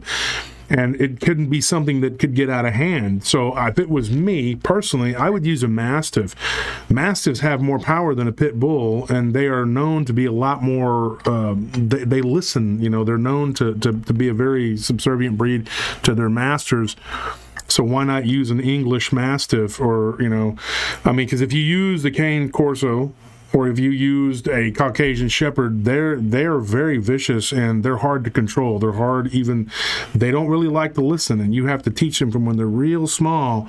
yeah, maybe that's why. Yeah. Or they'll turn on you. You know, the Alute could have been used because, you know, but the problem is the DNA and DNA corrupts over time too, right, Ken? Yeah. Yes. Very, very difficult. Even in modern times, very difficult. As a field researcher for Bigfoot and stuff, there's a whole protocol to make sure that the DNA that it has to be maintained properly before it's, turned over to a lab. And it's a very difficult process, very costly. Yeah, absolutely. There had to be a specific trait in order to, any DNA, whatever, somebody comes up with, there has to be a specific trait in that particular a breed of whatever it might be to then to use it. That's I have no idea. Very good question. If I knew, I'd be telling you right now. I'd like to mention that I investigated a creature in France known as the Beast of Gévaudan. I don't know if your listeners are familiar, but in the 1760s, it was a wolf-like animal that allegedly killed over 100 people and like viciously attacked them. And so one of the theories regarding that creature is that it was probably a hybrid between a wolf and a dog, and probably a larger dog. And to my understanding, it's because those are the most aggressive of all breeds. If you breed a wild wolf with a certain type of aggressive domestic dog, this is all fairly hypothetical, of course, but that would be the most aggressive type of dog. I don't, but that's at least your question of how controllable would it be. But if you were trying to breed something for pure aggression, you would want wolf DNA combined with certain fighting dog DNA, domestic dog DNA. Well, if you take a wolf and a coyote, like these coy wolves, they are just off the chain. They're not afraid either, dude. Like, they will come right up to you.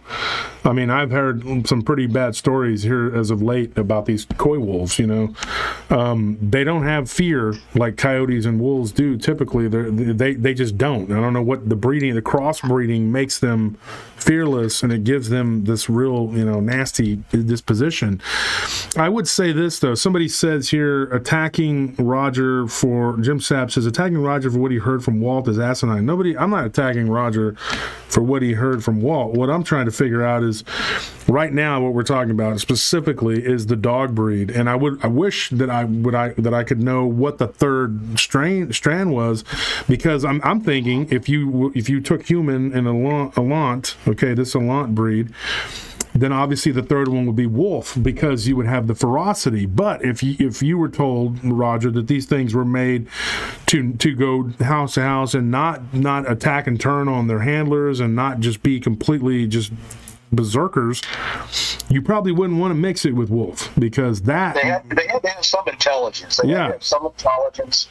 Exactly. So yeah, I mean, if I knew more, absolutely. I mean. So I guess that's it. I mean, we can't really figure out why, moving on from the Allant thing, because we don't know why, and it doesn't. To me, that part doesn't fit. I just can't understand why that would use that particular dog. I mean, it's an extinct animal. And Nick, I'll throw the floor to you. I don't know. If you were to be doing this, like say you were the mad scientist, what would you use? I would use a cane corso. But that's a problem, though, because like I said earlier, what Roger was saying, if it had to be something that would not just go completely berserk. It was something that could be controlled, and these things apparently got out of control. One of the things that, Roger, you said, and I'll get right back to you in a minute, Nick, but one of the things you said when we first talked, I remember you saying that they had straight legs, right, up and down like a human. Yeah, they weren't bent back like people talk about Dogman having reverse bent knees or anything like that. Like the one I saw. Exactly. Yeah. So that would make it wholly different than what I saw. Like, and so you also said that they weren't overly large. That they were like man size, like the one that I saw and the one that Nick saw. They're 7.5 feet tall. These things that you saw were 6'5", 6'6", yeah, somewhere in that area. No, they're still pretty big. Yeah, they're big, but they were just like I've said a million times. They were like a bodybuilder in a skin tight suit with long hair. It wasn't fur; it was hair, and I thought that actually for quite a while. That maybe that's what they could have been at that time, but yeah. The clever conquistador here, he says, "What's the nuclear DNA coming back as?" I logged on kind of late because with the Bigfoot, it comes back as unknown because we don't have the primers to test it against. Mind blowing. Do you know anything about that, Ken? Was there DNA tested from a Bigfoot that you know of? In my opinion, the claimed Bigfoot DNA, which stems from the Melba Ketchum tests or results from years ago, have been adequately debunked. There are allegations of Bigfoot DNA, but nothing conclusive as far as I know. Now, you bring up a good point because, working with other leading Bigfoot investigators, we've determined that in order to sequence a genome of something and distinctly be able to verify that it's a Bigfoot or Sasquatch would cost about 3 figures. So you're looking at about $100,000 to get a lab to sequence a genome to where you could 100% say this is not human, it's not an ape, it's a whole new species. That's one of the big obstacles that we have in cryptozoology is who's going to fund these DNA tests? Yeah. Only expensive. Yeah, that's right. Because I remember there was a guy up in like British Columbia. And I don't know if any of you guys remember this, but he had put down like a board with screws on it or something, nails, and the thing stepped on it, and there was blood and hair samples. But the problem is, who's going to pay for the testing of it? You know, he's like, I got all this, you know, whatever. But who's going to pay for the you know, the genome testing and all that needs to be done? Like, who's going to go through the sequencing? That costs money. And people think, oh, you can just send that to a lab and get it tested. Yeah, bull crap. But that's not how it works. So we really don't have any way to know. And Bigfoot, you know. And they would have to have the proper primer set up. Yeah, exactly. The DNA. It's not just like you send it to a lab and, okay, let's pop it in the machine. I mean, they have to be like set up and ready to test for a specific thing. Yeah. Let me ask you, like, in your conclusion, Nick. Let's just start with you. What are your thoughts on this whole thing? Like, I mean, like, what, you know, is there even any chance in your mind, even a possibility that this could be correct?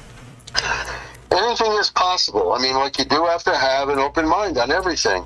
But we here in the United States, from what I know, and this is from my own knowledge and from my own background, from what I know, they do not dabble in that. Now, I do know in communist China, they tried to create a human and a pig hybrid. You know, something that they failed at. It's just something that people don't do. I mean, if people in the United States, no matter how liberal or conservative they are, if they find out that our government is dabbling in something like that, can you imagine the backlash that would be happening? Yeah. And by the way, the dogs and stuff that we were talking about combining with a human to create such a thing. If you guys ever looked it up, you'd see that the top 3 meanest dog breeds: Chihuahua, Dachshund, and Chow Chow. Yeah, I mean, seriously. Chihuahua's the number 1. They are mean. Isn't that horrible? Yeah, they are mean. I had a Chihuahua and I had a Dachshund. They are what they are, dude. I mean, they're mean little turds, but they're not gonna hurt. I mean, you have to lay on the ground, let them attack your neck. You know, I mean, come on. I don't know, and I'll say this too, like.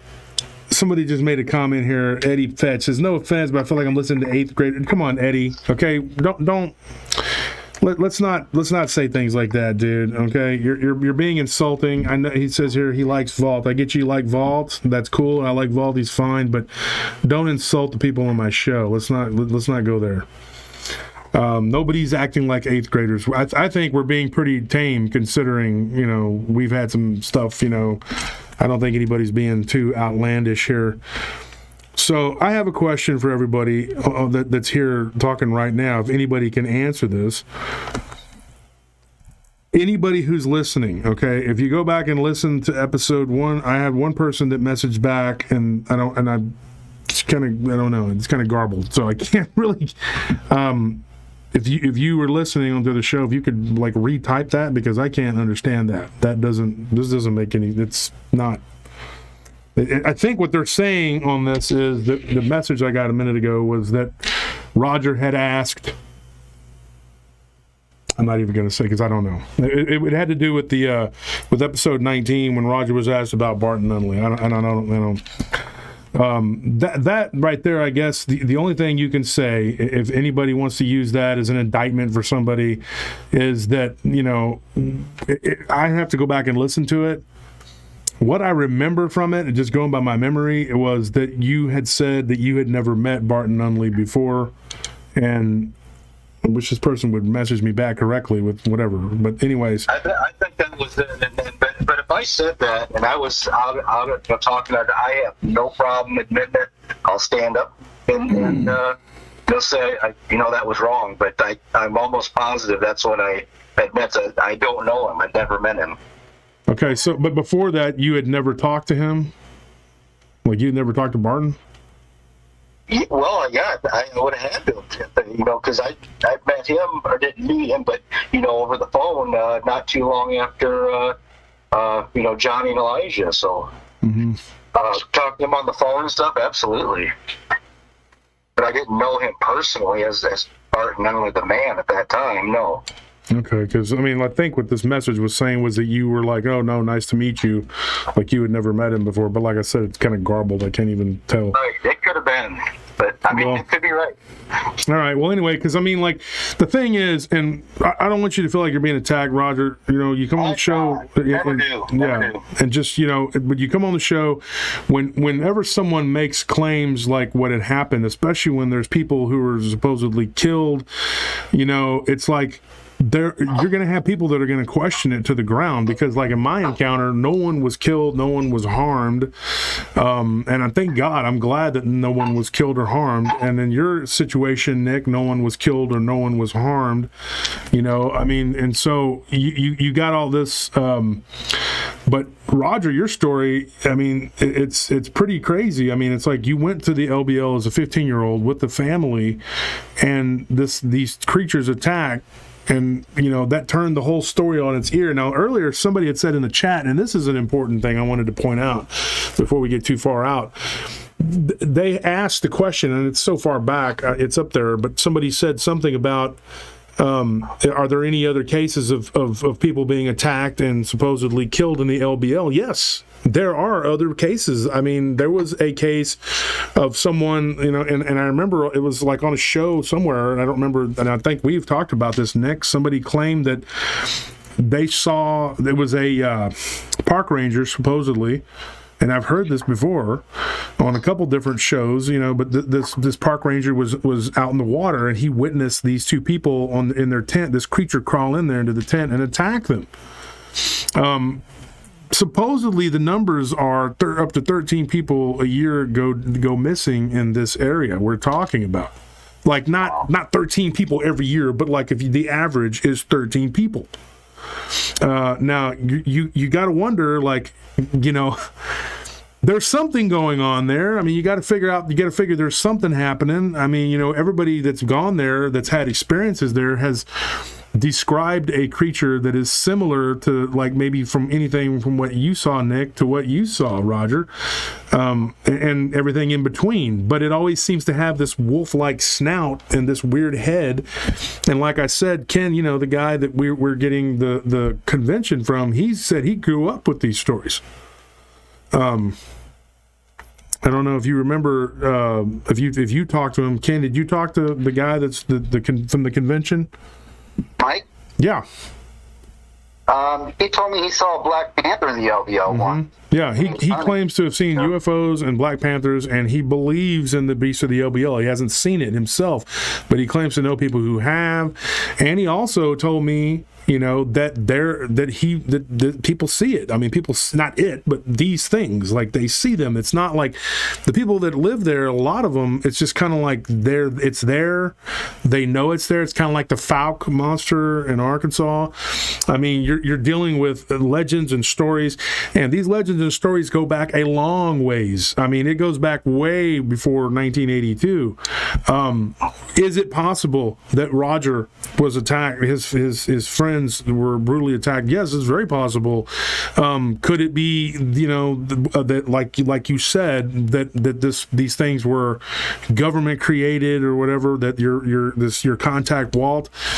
That's possible, but that doesn't explain, that part right there does not explain the stuff that predates that. And what you were saying, Nick, I agree with, because it does go back further than that. We have cases of these things from the 1700s. And I told you, Nick, I think that there was something, you were on the Lamapee reservation when you saw what you saw. Is that correct? It's the Lenape Indian Reservation. It was formerly up there in the Watchung Reservation area. Yeah. And so if you're on an Indian reservation, Native American reservation, I think your chances of seeing a Dogman are quite high compared to other places. Why that is, I don't know. But, it's something that me and Linda Godfrey discussed. I've discussed this with Barton Nunley. I've discussed it with you, Nick. We've talked about this.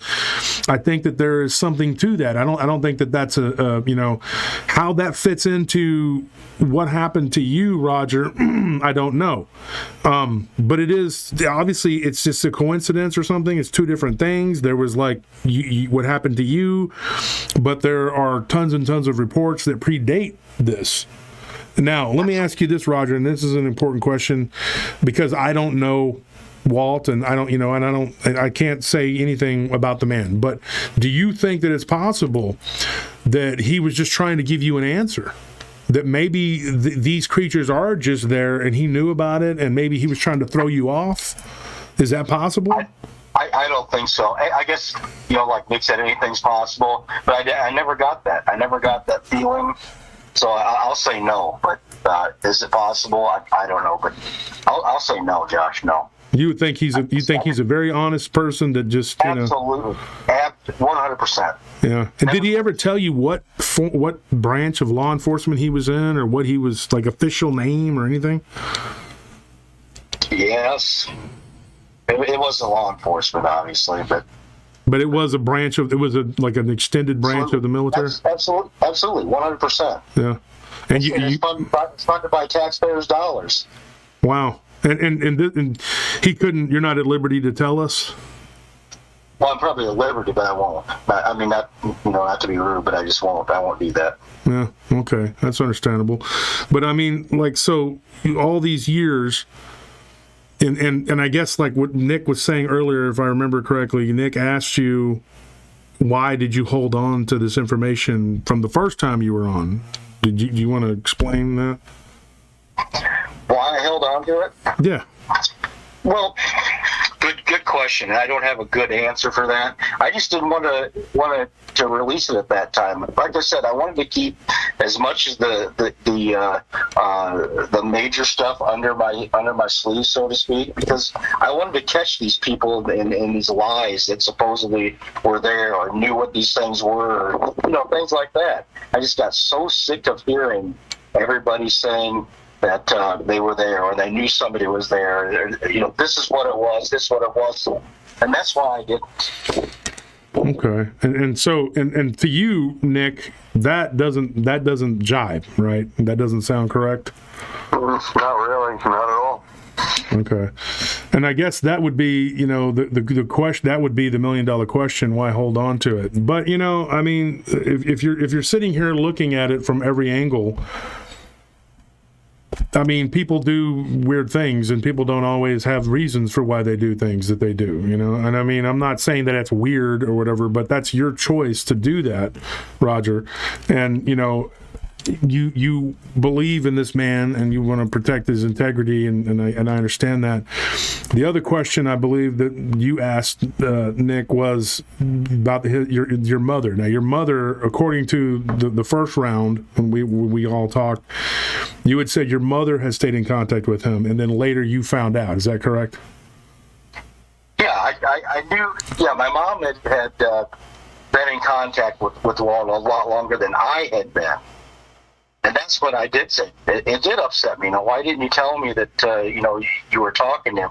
But, I was, eventually I did talk to Walt, obviously. Yeah. But I never stated, what he's trying to point out. What do you mean? What he's trying to point out? What do you mean? Well, what Nick was trying to say. Okay. And Nick, what were you trying to say exactly? I was just wondering why he wouldn't come forth with that. He said something on his question and answer show, and then later on changed it. That just seemed odd. Mm-hmm. Well, I guess, in conclusion, I mean, there's nothing else that that can be gleaned from this. I mean, you at home, folks, y'all can make up your own minds. You can decide whether you believe this or you don't believe this. It's obviously very galvanizing with both sides, just very, I mean, that's all that there is. I mean, we can't, but it's very interesting that if you look at it from your perspective, and if you were to be believed, Roger, about what you said, it's not something to you. It's not like, oh, it's cool, it's interesting, or whatever. But looking at it from the average person that's watching the show, it's interesting, and it's interesting to me to hear this, because I can't pass a judgment one way or the other that this really happened or it didn't happen. If it did, I really feel bad about the scrutiny and everything that you've had to go through. But it is what it is. People are going to want to know, and it is a very fascinating story, and it is part of the lore of the LBL. That's one of the reasons why we're having the conference in Tennessee. It's Paris, Tennessee, because of the stories and all of the things that, and I am in the camp that I strongly believe that people do get attacked, and I think that things do happen. I've gotten lots and lots of stories of I don't think that these things are these cuddly little teddy bears that some of these foolish people will have you believe. I don't think that they're that nice, whatever, No, absolutely not. And I want to reiterate. I mean, if people think that we know everything that the government's doing, that's ludicrous. That's crazy. We probably don't even know what our own state government is doing, let alone what the federal government's doing. Mm-hmm. So we can't say that. We honestly cannot say that. Nope, this isn't happening, because it is. Red Raider says, so reminds me of Travis Walton's story, Bob Lazar. There's no way to prove it, just kind of have to form our own opinions and agree to disagree. Sometimes awesome show, or have to agree to disagree sometimes. Awesome show, love a good debate. And I hope that everybody goes away from this and is not angry, and everybody leaves fulfilled or whatever. There are some things that people are going to point to and say, hey, this doesn't make sense, and then people are going to say, well, there's a reason for it, and it could go on and on and on. But I appreciate everybody that came on, and I appreciate everybody talking. I guess we all have a lot to think about. Let me ask you a question, Roger, before you get out. Are you going to be able to make it to the conference? Probably not. Like I said, I'm going to be in Macomb, Idaho, enjoying family time, so... Yeah. Well, if you want to go, there's an open spot for you to come and speak. You know that. I appreciate that. I think it's probably best that I don't come. I'd like to meet people and so forth and speak, but I don't think it would work out well.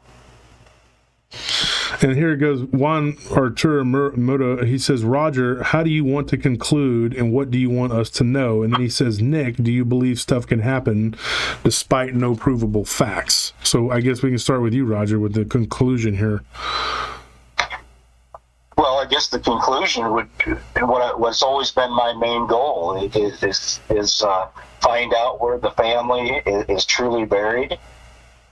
And lay this to rest, give them some respect. And like I said, I've never, and a lot of these debates are, you need to prove it. Like I said, it's off the table. I'm not going to do that. I know what happened. That's it. I'm not going to prove or try to prove it. But that's my main goal, and that's to educate people and let them know these things are out there. The ones that you experienced, Josh and Nick, and the ones that I experienced. And no way, shape, or form are they, even if they're hybrid, experimental, trained to be passive. They're not nice. They're not made to be nice. Yeah. The people out there that are saying that, they have dinner with them and, go to what, well, I don't know. And there again, I guess I'm cooking my own butt, so to speak, because I got to have an open mind, right? But, in that situation, I don't agree with it. They're not good. But let me ask you this real quick. I mean, you do, though. I mean, you're of the opinion that these things existed in some form or another before what happened to you, right? Oh, I'm almost positive on it. Oh, absolutely. Yeah. I mean, not this specific breed that I encountered or that I know about. No, they didn't. But the ones that you're talking about, yeah, like you said, the LBL, it's the history, and not just here in America. I don't think. They're all over, I guess. But yeah. Yeah, Kirk Hutchins says there are stories that the Soviets are trying to breed similar soldiers. If the U.S. even got a whiff of this, they would investigate the science. And there's so many opinions about this. Crazy, dude. And before I kick it off, kick you guys out, whatever. I'm just joking. Before you guys run, let me ask you, Ken, real quick, and then Nick, I'll let you have the closing. Ken, what is your opinion on all this? Well, I think everyone listening to your show is open-minded, and I do obviously promote curiosity, asking questions, keeping an open mind. Sure, anything is possible. We'll all acknowledge that. But what I always urge people that are interested in these subjects to keep in mind is think critically. And so that involves not just what is possible, but what is plausible. And so you have to look at a lot of different factors. And unfortunately, the evidence... I come from a more scientific background than a lot of people in some of these fields, and it really just boils down to evidence. We don't have any evidence of any of this stuff, and that's why it's kind of makes for a good discussion, because we can kind of have a lot of different topics. But people that are really interested in the Dogman phenomenon, I think, should really study phenomenology, and so that they can get a better grasp of whether or not it makes sense, whether it's plausible that these things are animals. And in my zoological background, it doesn't make sense from a zoological perspective. And we can talk about all this at the conference, which I'm excited about. But I know Linda Godfrey, who I've known for years, thinks that there is more of a metaphysical component to this phenomenon, and I would defer to her. Yeah. And I've been dealing with her for years, and that's where me and a former talk show host kind of parted ways, because I believe he knew that and he wanted to suppress it. And that's my opinion, and that's why I, stayed in contact and stayed friends with Linda and not so much with that person, because I think when you know something, I think you should say it. I think you should tell it. And I think, Roger, I'll say this. Whether your story is true or not, whether it's to be believed or not, you do have a lot of gumption to come on and talk and say, and to be scrutinized and everything else. And there's something to be said for that. That I give you kudos for that. But Nick, what are your thoughts, your closing thoughts here on this whole thing? Well, my closing thoughts would be that, whether people agree with the way I do things and what I believe in or not, that's on them. My whole idea and my whole thing in cryptozoology is to prove or to disprove that these creatures exist. And until such time as I can get definitive proof and put it out there, I'm just going to keep going, researching and doing field investigations until I can find something. If, when my time comes and I haven't done it, well, that's for the cryptozoologists that are up and coming, but I'm still going to go out there. I do have an open mind on things, but I do have my definitive ideas. So that's just gonna be how it is. They can disagree with me if they want. That's fine. And I could say this, folks, for Nick. I can vouch for Nick's character, and I can also vouch for Nick as a human being, and I can vouch for Nick as a researcher. The NADP, the group that he belongs to, is got a vast number of stories, and in most of the regions, especially the ones where you are in charge, Nick, there is a free flow of information between me and you, and we talk quite a bit. And there is never been a time where you've been like, oh no, I'm not going to help you, I'm not going to deal with you, I'm not going to give you this or give you that. And that's always been, you've always been very open. And there's only been a couple times in my dealings with that organization where I've had some problems. Never came from you, never. And so you have always been a good friend and somebody that I respect immensely, and I'll always go to bat for you. And I appreciate you coming on and saying what you said, and you are definitely one of the most valued researchers out there. I think you and that Ken Gerard guy, y'all are both pretty good at what you do. I'm messing with you, Ken. No, you and Ken, like, dude, y'all have really. There's a lot. I mean, I can talk to you guys and bounce ideas off. There's a lot of people I can do that with, but I really jive with you guys, and I really appreciate you guys coming on tonight, taking your time on a Tuesday night, you know. And Roger, appreciate you coming back on and getting this done. I want to say this too, you know, like we kept it cordial. We got a little bit, out of hand at one point, and we just kind of brought it back in. This is how the community is supposed to be, folks. We are supposed to be able to talk. And if somebody is getting too hot, then we mediate and we bring it around, and we regroup and everybody talks. And if somebody says something and somebody doesn't agree with it, it doesn't have to be a blow up, a fight, or whatever. They don't have to be name calls or anything like that. We can talk like grown up individuals. This is how it's supposed to be. There should be an open communication. And I was talking to Josh Ninocchio the other day about this. He's from What Lurks Beneath. And one of the things we agreed on, because we have a free flow of information now between me and him. And I gave him permission to use some of my work, and he gave me permission to use his work. And so there's a back and forth there. Another individual that I deal with is Albert Rosales. He's created a huge library of information. Ken and me bounce stuff back and forth all the time. I do this with a lot of different people.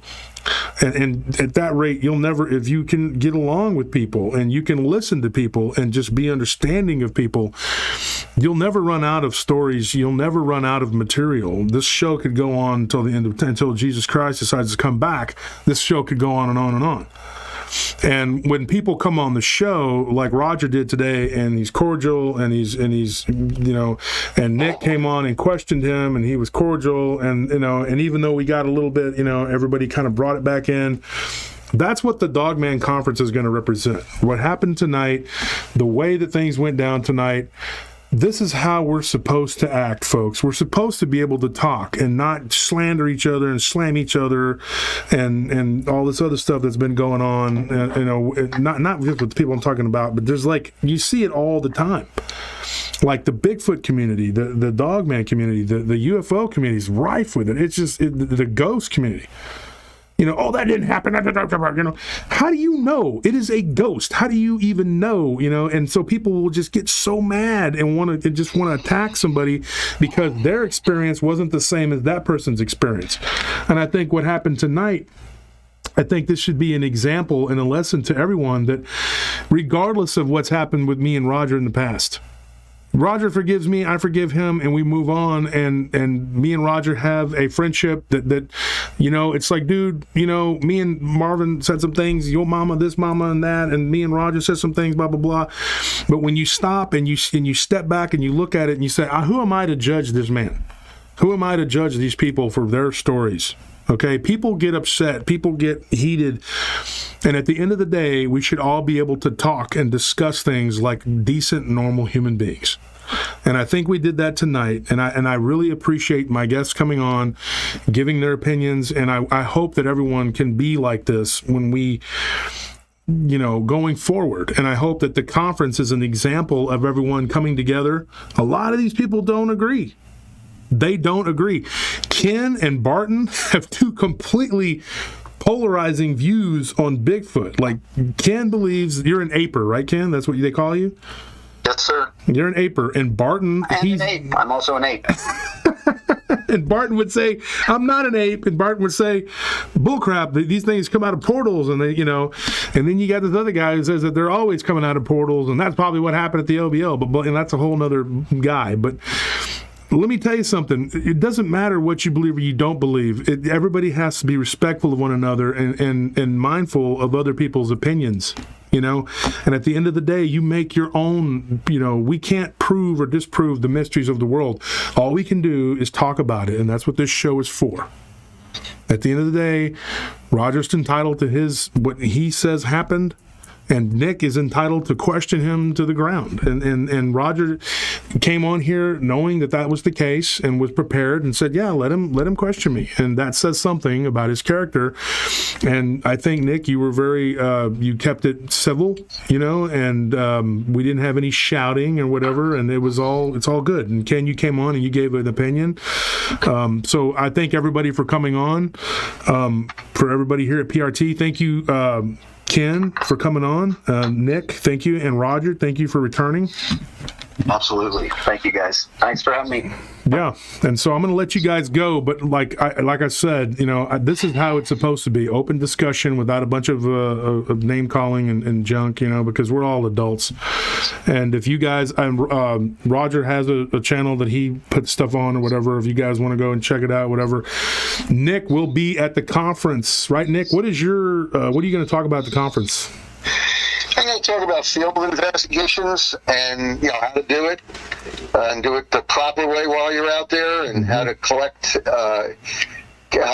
evidence the proper way so you don't pollute it. And I'm also going to show them a lot of the equipment that I use, and for self-defense and other things that I have out there when I do go in the field. Yeah. And stay tuned, folks. When I let my guests go, I'm going to say a few things. But good night, guys. For not the audience, but Nick and Roger and Ken, thank you for coming on. You're welcome. Thanks for having me on. Yeah. Take care now. All right, guys. I'll see you. Bye-bye. All right, bye. So, guys, that was Roger from the LBL, and that was Nick Valente of the NADP and Region 3 and 5. He's in charge of those regions. He gets a ton of stories, let me tell you. And he's entitled to believe that this is not a government thing, and that's his. That's why I brought him on, because Roger, his latest story was that these things were government created, and of course Nick is the opposite. So we brought him on, and he says, "Hey, this is I don't believe this. This isn't true."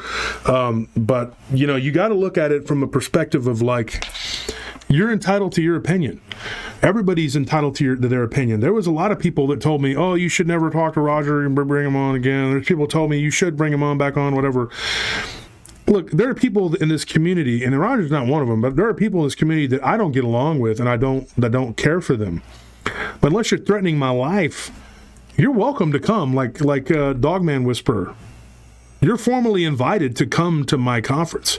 I don't know that you'll be able to get up there and speak because we have a full lineup, but if you want to be on the panel, we can consider it, because you would be an opposing view to other people that are going to be on the panel. And people can ask you some hard questions. If you're willing to sit up there and answer some hard questions, Dogman Whisperer, then come on. And I say Dogman Whisperer because I didn't coin that. That's what other people started calling you, and it just kind of went from there.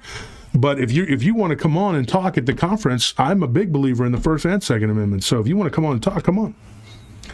I'm not going to let people attack you or abuse you. I'm not that kind of person. Okay, and it's going to be a very open speaking, people debating, and that's what this is all about. That's what we're trying to do here. We're trying to open up a line of communication where everybody is heard, and there isn't this this friction, everybody attacking everybody.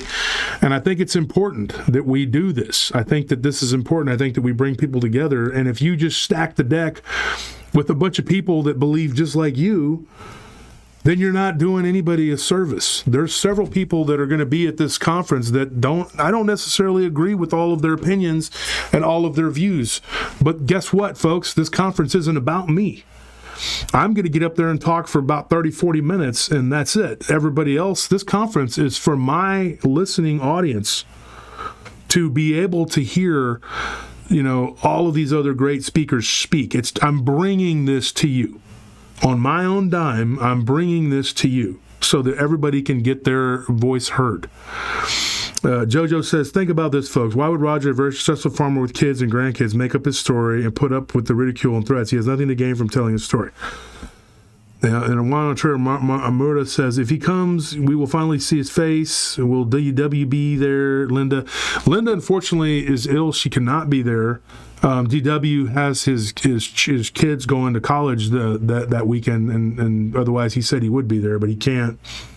It's a shame because those two will be sorely missed. And I would love for Roger to be at the conference, and him and Jody could talk, about whatever, because Jody Cook has been his biggest detractor.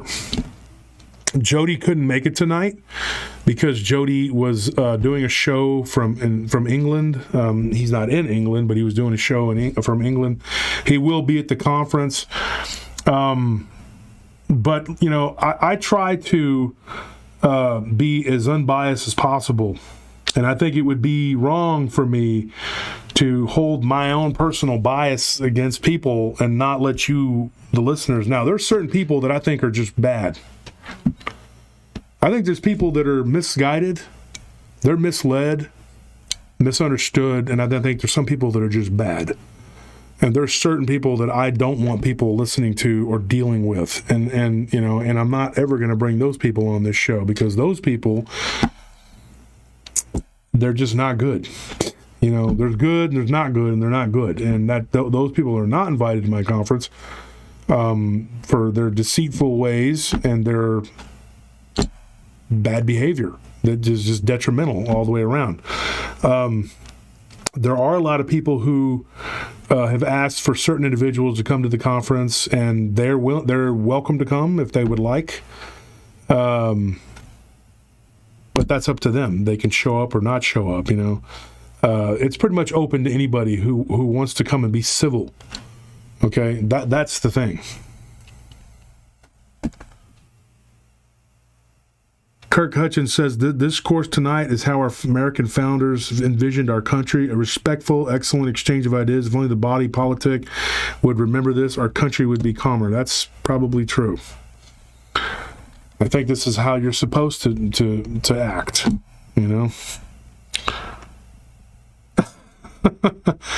No, Blues, to me, IV says that we need a CERN Large Hadron Collider episode. Okay. Well, there's people saying, there's nothing to be worried about from CERN. Who cares if they open up a portal to the abyss? It doesn't matter. Nothing to see here. Grace W., thank you for that donation. She says, this has been such a great show and chat. Thanks, PRT and Paratroopers. YouTube viewer says, there's too much negativity around. Yeah, there is. So, why add to it? We're not adding to the bad, dude. We're going to try to make it. We're going to add to the good.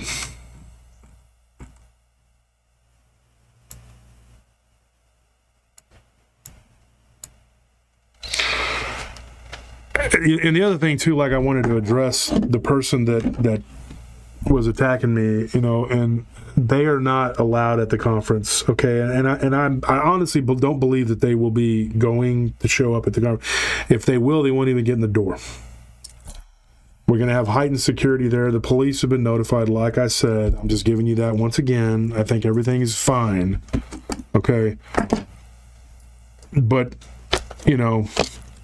I just felt like it needed to be said because I don't want people to find out later on that somebody had threatened me and several of the speakers. Now, they didn't threaten anyone else. No, they didn't say they were going to come and hurt any of the listeners or anything. They just voiced that they didn't like certain speakers, and they wanted to fight me in a sanctioned fight, which I've always said is completely okay with me. But this person looks very frail, and they don't look like somebody that I need to be engaging in a physical altercation with. I think it would end very badly for that person, and I don't think that that's that person's goal. I really don't. I don't think that that's what they want. And the person saying that they saw the screenshots, no, you did not. Because if you did, you wouldn't have said that. There have been enough people who've actually saw them, and that, there's been about a dozen people or so. And so, yeah, it's not good. And that's what I mean by not good. Somebody who's making threats, whatever. I can forgive a lot of things, but not threatening to harm my wife or me. Even harm. I don't care. You can say you want to beat me up. Go ahead. I don't care. But the thing with my wife, that's not okay. I love my wife. I love her more than any other human being on this earth. And that's where I draw the line. And I take things super serious when it comes to that. So anyways, folks, I'll leave you with this. Next, this coming Friday, hopefully I can get the episode recorded tomorrow or Thursday. Hopefully I'll get it done, but just in time for Friday. Haunted property, Dogman. Crazy stuff. Blue Crew says, wishing Linda Godfrey a full recovery. Yes. Yeah, I hope.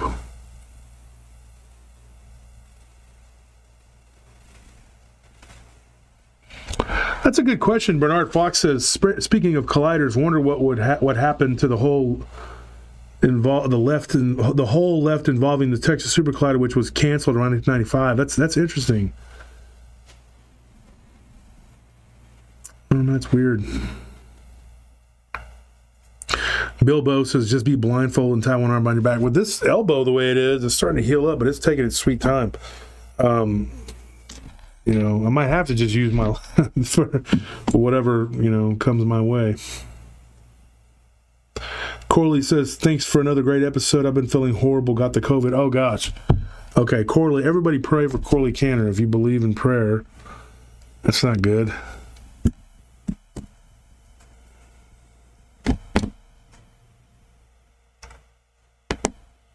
I hope everybody enjoyed themselves tonight. Tune in next Tuesday as we have our special guest, Matt Damon. I'm just kidding, folks. Did you know? Here's a fun fact for everybody who's still here. Matt Damon and what's his boyfriend's name? The guy he's always with. What's Matt Damon's boyfriend's name? I mean, not boy. What is his boy? What's his name, Anthony? Matt Damon's boyfriend? Ben Affleck. Both of their parents were in the CIA? Is that true? Somebody can look that up for me and find out if that's true? That's crazy. That's a crazy thing.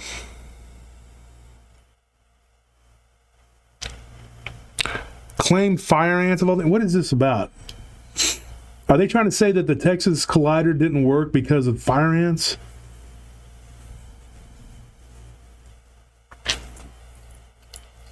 Yeah, Last Starfighter, you don't mess with a man's money, his dog, his woman, that or his truck. Everybody's answering me. Yeah, Ben Affleck. Ben Affleck, yeah, flathead. I don't know anything about those people, dude. I don't. I heard that they're just part of Hollywood elite weird stuff.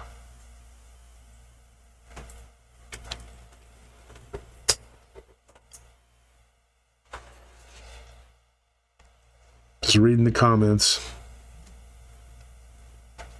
And I didn't forget the story from the River Center Mall.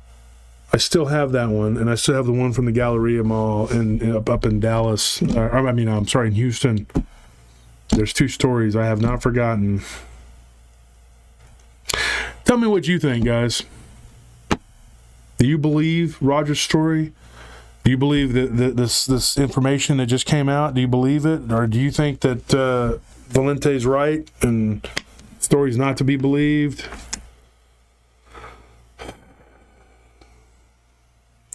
So weird.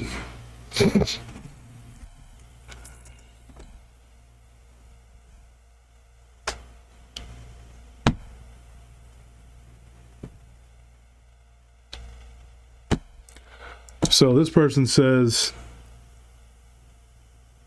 hey, this is the smoking and joking. Y'all banned me rightfully, but that's my bad. I was not aware of the other things that was said to you by the person. I apologize. Dude, I mean, no hard feelings. It's just, you said, oh, you're lying, you're getting one side. There were 14 messages sent to me. If you read those, I didn't say anything violent or anything aggressive to this guy. My question was repeated over and over again. Why? Like, what is your purpose behind this? And I had to block him because he kept calling me today, and I'm like, why? What, you know? If you don't like me, you don't like me. Move on, okay? No, I'm not going to sanction a fight with you because I think it would be a very bad idea.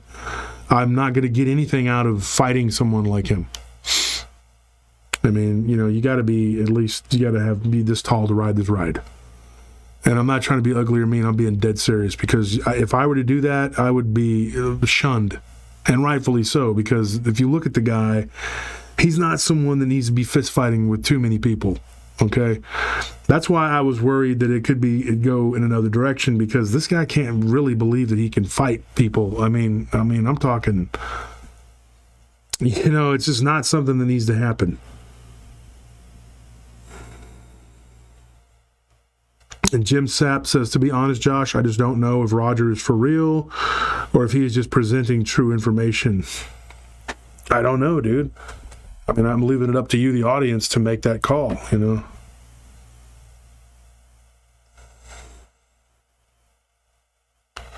Clever Conquistador says, have y'all seen that video on that huge wolf that chases that dog in the woods?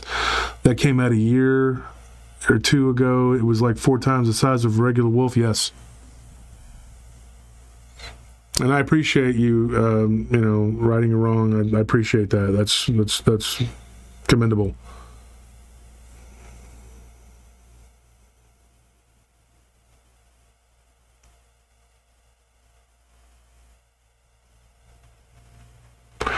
Another thing, too, that we didn't get into was that there was supposedly a police officer who, I should have asked that question, but that didn't come up. Some people believe it, some people don't. I mean, it's all up to you. The fact is, though, is that this lore all comes to us from the LBL, from the land between the lakes. And I don't think you can be a Dogman researcher if you don't know about the land between the lakes. I mean, you have to know. I mean, that's why me and Ken, well, I keep saying me and Ken chose to do it at the land between the lakes.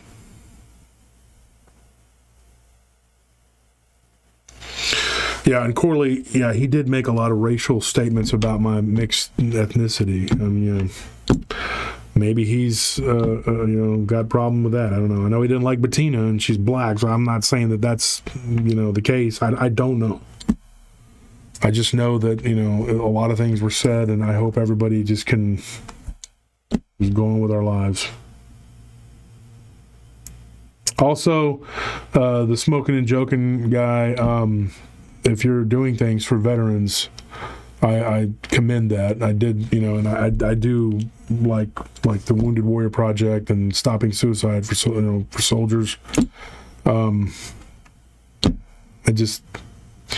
think it's important. One of my really good friends took his life back in 2011, and I believe PTSD. You know, and I've lost friends to suicide more than a couple. So I think people have PTSD and they just don't have any other. It's just a hard thing.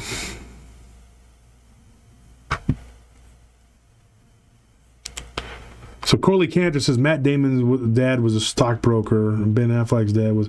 But what was Matt Damon's mom? Because I was reading something yesterday on Facebook, and you know everything on Facebook is absolutely true, so you have to believe it. But that said that their parents were working with the CIA. I don't know.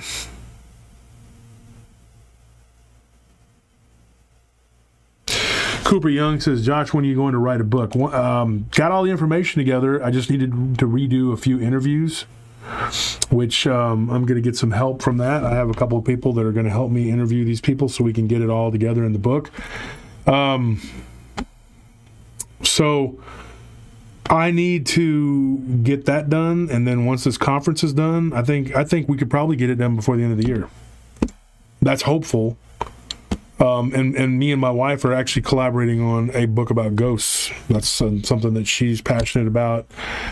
She summons them quite often into our bedroom, and I'm just joking.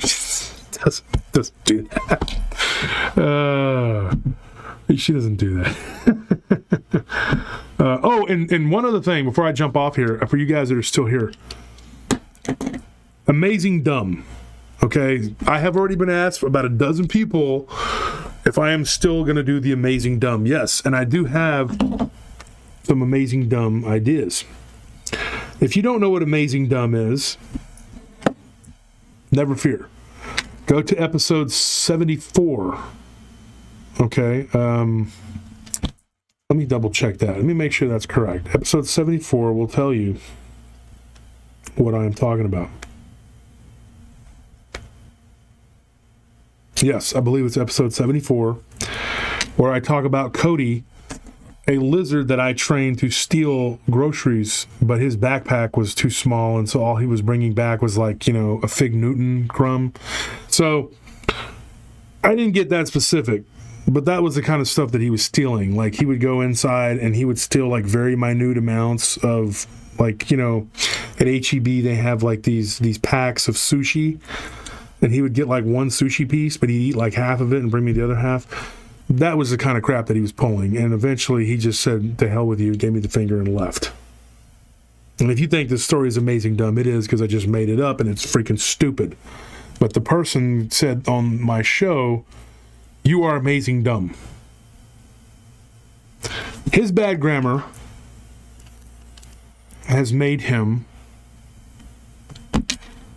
a very famous person in my mind. So I'm going to make a t-shirt called The Amazing Dumb with a lizard on it, with a backpack. If anybody wants to send me submissions of what they have, I have a couple people who already have, but if you'd like to send me some submissions, I might be able to get some of these processed and bring them to the conference. I don't know. If you think this is just an amazing dumb idea, then tell me, hey, this is an amazing dumb idea, and maybe I'll reconsider, but probably not. Because like that person said, I am amazing dumb. Okay? Okay. So, there you have it. Amazing dumb.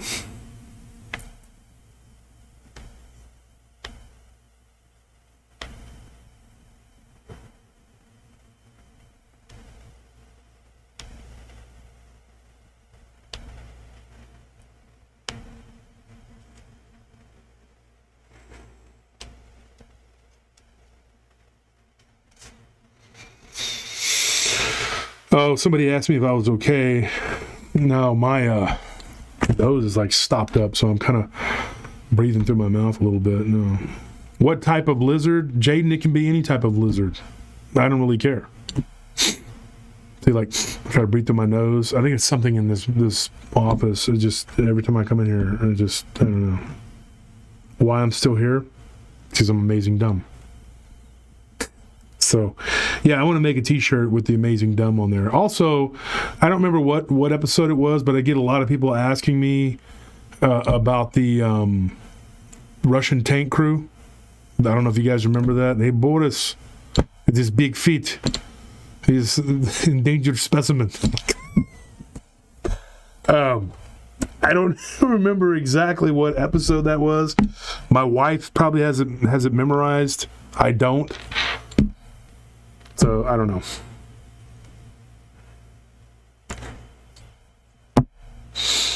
Anyways, okay, guys, I'm going to get out of here. Somebody says, give us a ghost story. Come on, Pork and Beans. Give us a ghost story. I'll give you a ghost story really quick. I got one. Actually, I was just talking about this on the other day. Very quickly. There was a book I was reading, and I believe it was about the Union Screaming House. I think that's what it was called. And the guy that wrote it, I can't remember his name, but he was on a show called A Haunting in Missouri, or Haunting in one of those. And we were talking about this the other day because somebody gave me a story very similar to that. There was an entity in their house that was so, how do you say it, like so aggressive, that this guy had walked down the stairs and he had forgotten his keys, and when he turned around to go back inside, there was a curtain that closed on the glass. This gives me the chills when I talk about it. There was a curtain that over the glass, so like there was a back window of the back door, whatever, and the curtain opened like that, like somebody walked up and was looking out of it. And I just thought, dude, you're running out of your house, and you forget your keys, and you go to turn around, you walk back up the steps, and something opens the curtain. I mean, there's nothing there. You don't see anything anyway, but you know there's something there. That would be amazing terrified. Me, person. But yeah, that's so there's your ghost story, guys. Anyways, I'm out of here, folks. Next week we'll do it all again. Tune in Friday when I give you some ghost stories with some Dogman in there. I'll see ya. Good night.